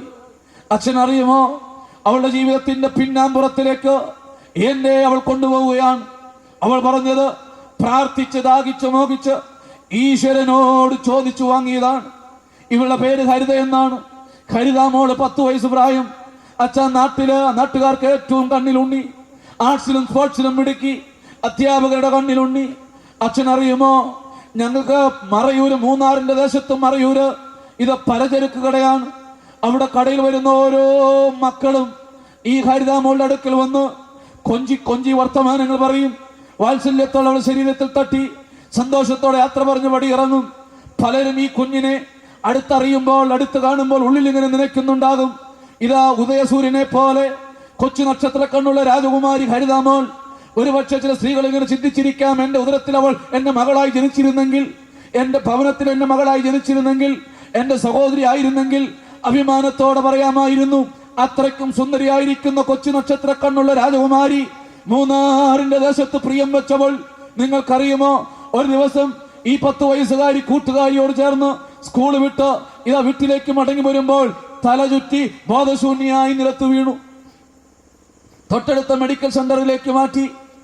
ഡോക്ടർമാർ ഒബ്സർവ് ചെയ്തു, യാതൊരു കാരണവും കണ്ടുപിടിച്ചില്ല. എറണാകുളത്ത് അമൃത ഇൻസ്റ്റിറ്റ്യൂട്ടിലേക്ക് കൊണ്ടുപോയി 3 ആഴ്ചത്തെ ഒബ്സർവേഷൻസ് നടത്തി. അവസാനം അവിടുത്തെ ഡോക്ടേഴ്സ് ഈ ഹരിതാമോളുടെ അപ്പനെയും അമ്മയെയും വിളിച്ചിട്ട് പറഞ്ഞു, സഹോദരങ്ങളെ, ഒരുപക്ഷെ വേദന തോന്നിയേക്കാം, എങ്കിലും നിങ്ങൾ കരഞ്ഞാലും നിങ്ങൾ ആശ്വസിക്കുക, അതല്ലാതെ മറ്റൊരു വഴിയില്ല. ഈ ഹരിതാമോളുടെ ഈ അവസ്ഥയിലും പ്രാർത്ഥിച്ച് ഈശ്വരനോട് നിങ്ങൾ ചോദിച്ചു വാങ്ങിയ 10 വയസ്സുകാരി സുന്ദരിയായിരിക്കുന്ന ഹരിതാമോളുടെ തലച്ചോറിന്റെ 98% ട്യൂമർ കാർന്നു തിന്നു. ബ്രെയിൻ ട്യൂമർ ബാധിച്ചിരിക്കുന്നു. അതുകൊണ്ട് വെറും 3 ആഴ്ച മാത്രം ഭൂമിയിൽ ജീവനോടെ ആയിരിക്കും. ആ കുഞ്ഞിനു വേണ്ടി ഈശ്വരന്റെ മുന്നിൽ പ്രാർത്ഥിക്കുകയല്ലാതെ മറ്റൊരു വഴിയില്ല എന്ന് ഡോക്ടർമാർ പറയുമ്പോൾ ശാസ്ത്രം കൈവിട്ട ഹരിതാമോളെ കൊണ്ട് ശരീരത്തിൽ നിറഞ്ഞിരിക്കുന്ന കഫക്കെട്ടുകൾ വലിച്ചു മാറ്റുവാൻ കോപ്പറേറ്റീവ് ഹോസ്പിറ്റലിൽ കടന്നു വന്നു. ദൈവമക്കളെ, അങ്ങനെ ഇരിക്കുകയാണ് അച്ഛൻ കടന്നു ചെന്നത്.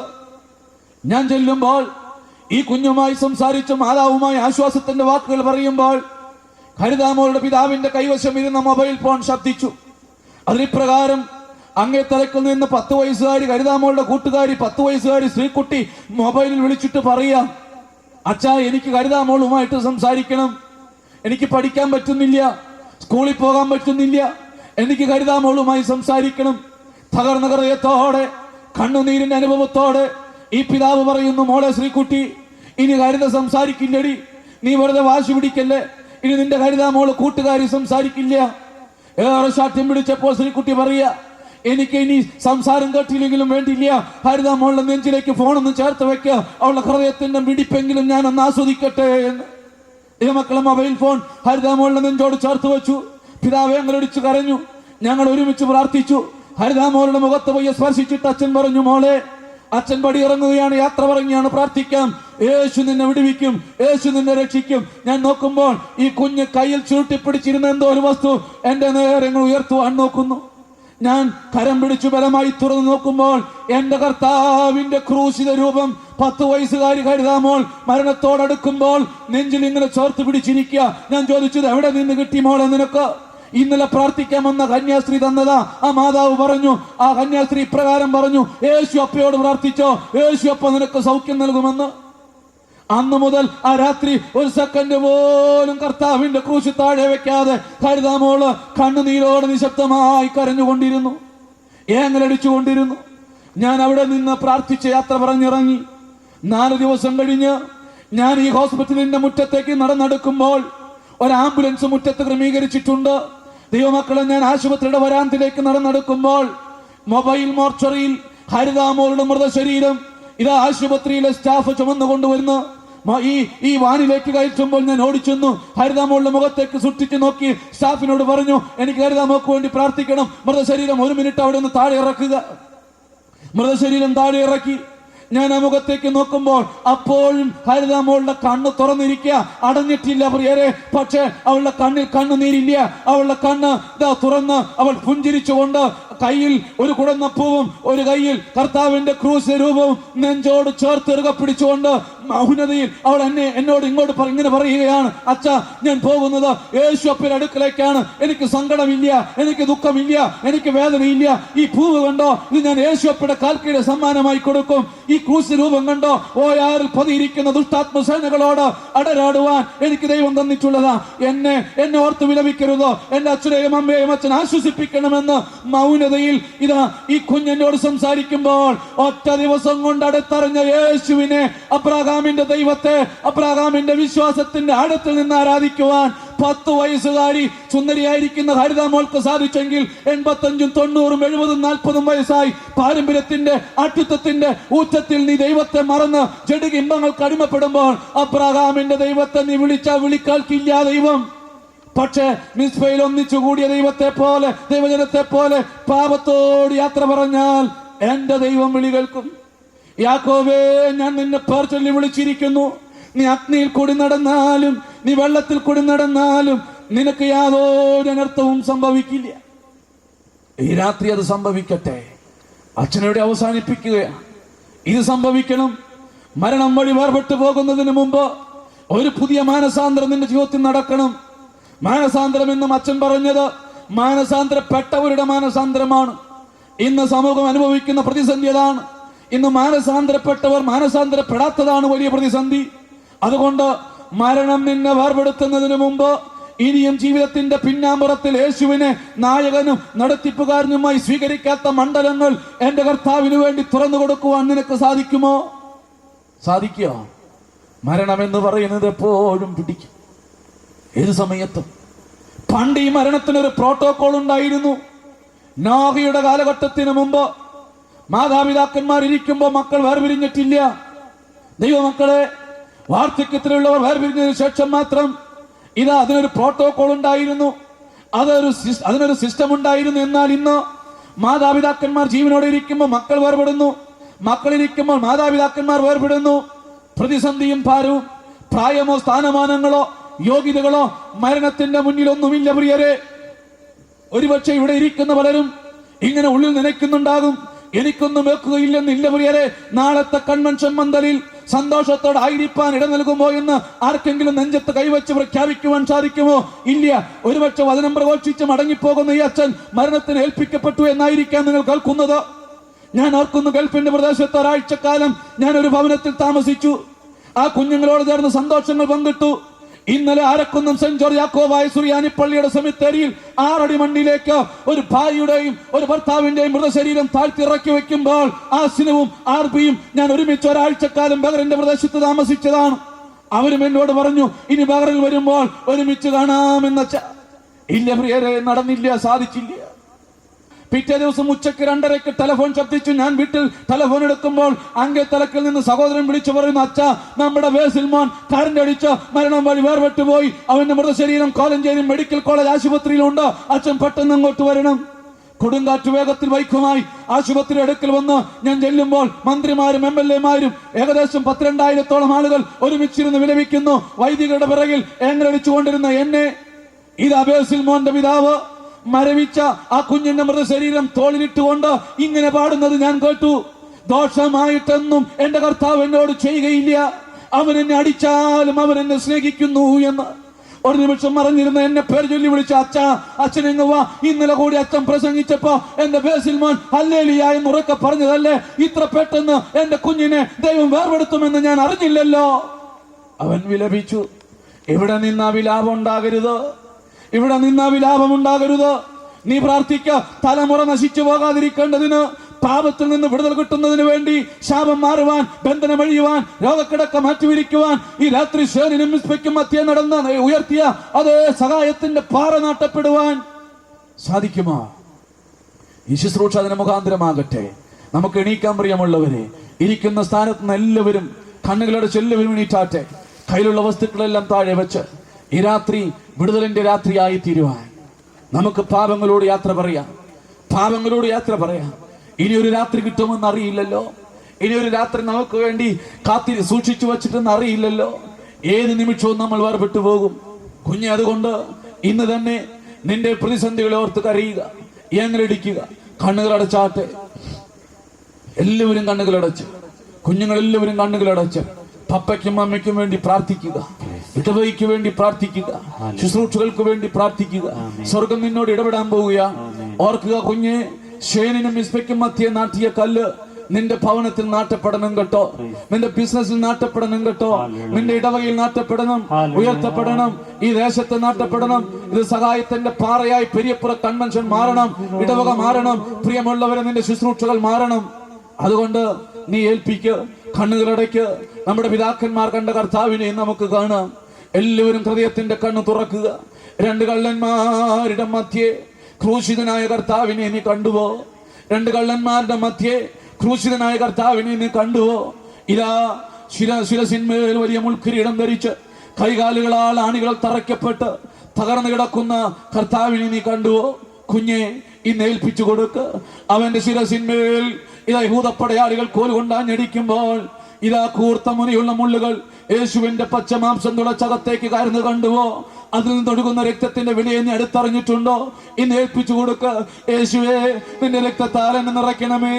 യേശുവേ, അവിടെ എന്നെ സൗഖ്യം നൽകണമേ, എന്നെ വിടുവിക്കണമേ.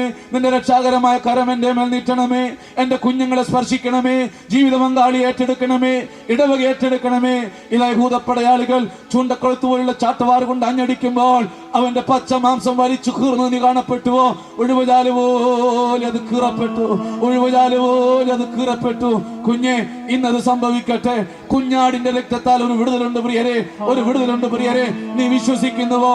നാവെടുത്ത് എല്ലാവരും ചേർന്ന് വിളിച്ചാട്ടേശുവിനെ ബർത്തൽമായി വിളിച്ചതുപോലെ ആര് വിളിക്കുന്നുവോ അവന്റെ ജീവിതത്തിലേക്ക് കർത്താവ് ഏറ്റെടുക്കും. കർത്താവ് ദൃശ്യമായ വലുതുകരം നിന്റെ ശിരസിന്മേൽ വെക്കാൻ പോവുകയാണ്. പരിശുദ്ധമ്മ മധ്യസ്ഥം വഹിക്കുന്ന ഈ സമയത്ത്, പിതാക്കന്മാർ മധ്യസ്ഥം വഹിക്കുന്ന സമയത്ത്, നോമ്പിന്റെ തീഷ്ണതയിൽ നീ പ്രാർത്ഥിച്ചാൽ ഏലിയാവ് ഏലിയാവിനെ സ്വർഗം മാനിച്ചെടുത്ത് വീണ്ടെടുത്തതുപോലെ നിന്റെ ജീവിതത്തിന്റെ തകർച്ചകളെ കർത്താവ് ഏറ്റെടുക്കാൻ പോവുകയാണ്. കുഞ്ഞുങ്ങൾക്ക് വേണ്ടി വിലപിക്കുന്ന മാതാപിതാക്കന്മാരെ, നീ ഉറക്കം നിലവിളിച്ചാട്ടെ.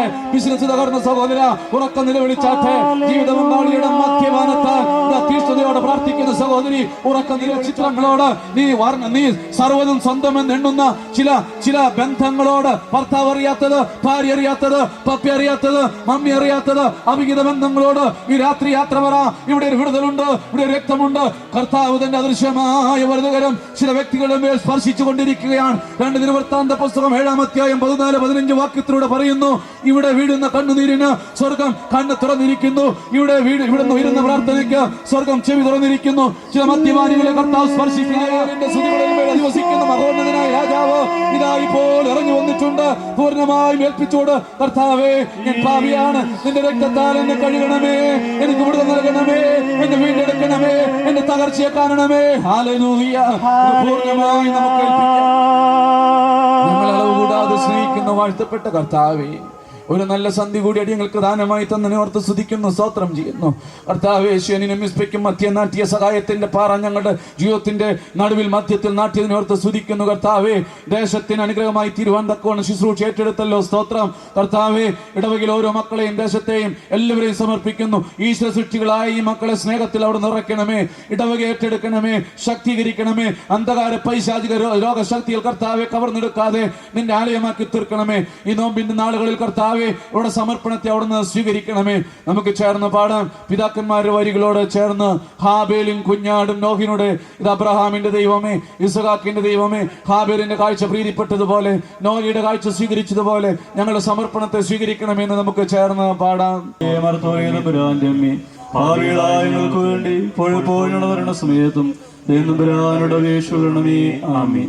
ബാറക്കുമോർ പിതാവാം ദൈവമേ, അവിടുത്തെ സ്നേഹവും പുത്രനാം ദൈവമേ, അവിടുത്തെ കൃപയും പരിശുദ്ധാത്മാവാം ദൈവമേ, അവിടുത്തെ സംബന്ധവും സഹവാസവും ഞങ്ങളെല്ലാവരുടെയും മേൽ ഞങ്ങൾ വിട്ടുപോകുന്ന അടിയങ്ങളുടെ ഭവനങ്ങളോടുകൂടെയും ഇന്നും എന്നാളും ഉണ്ടായിരിക്കുമാറാകണമേ.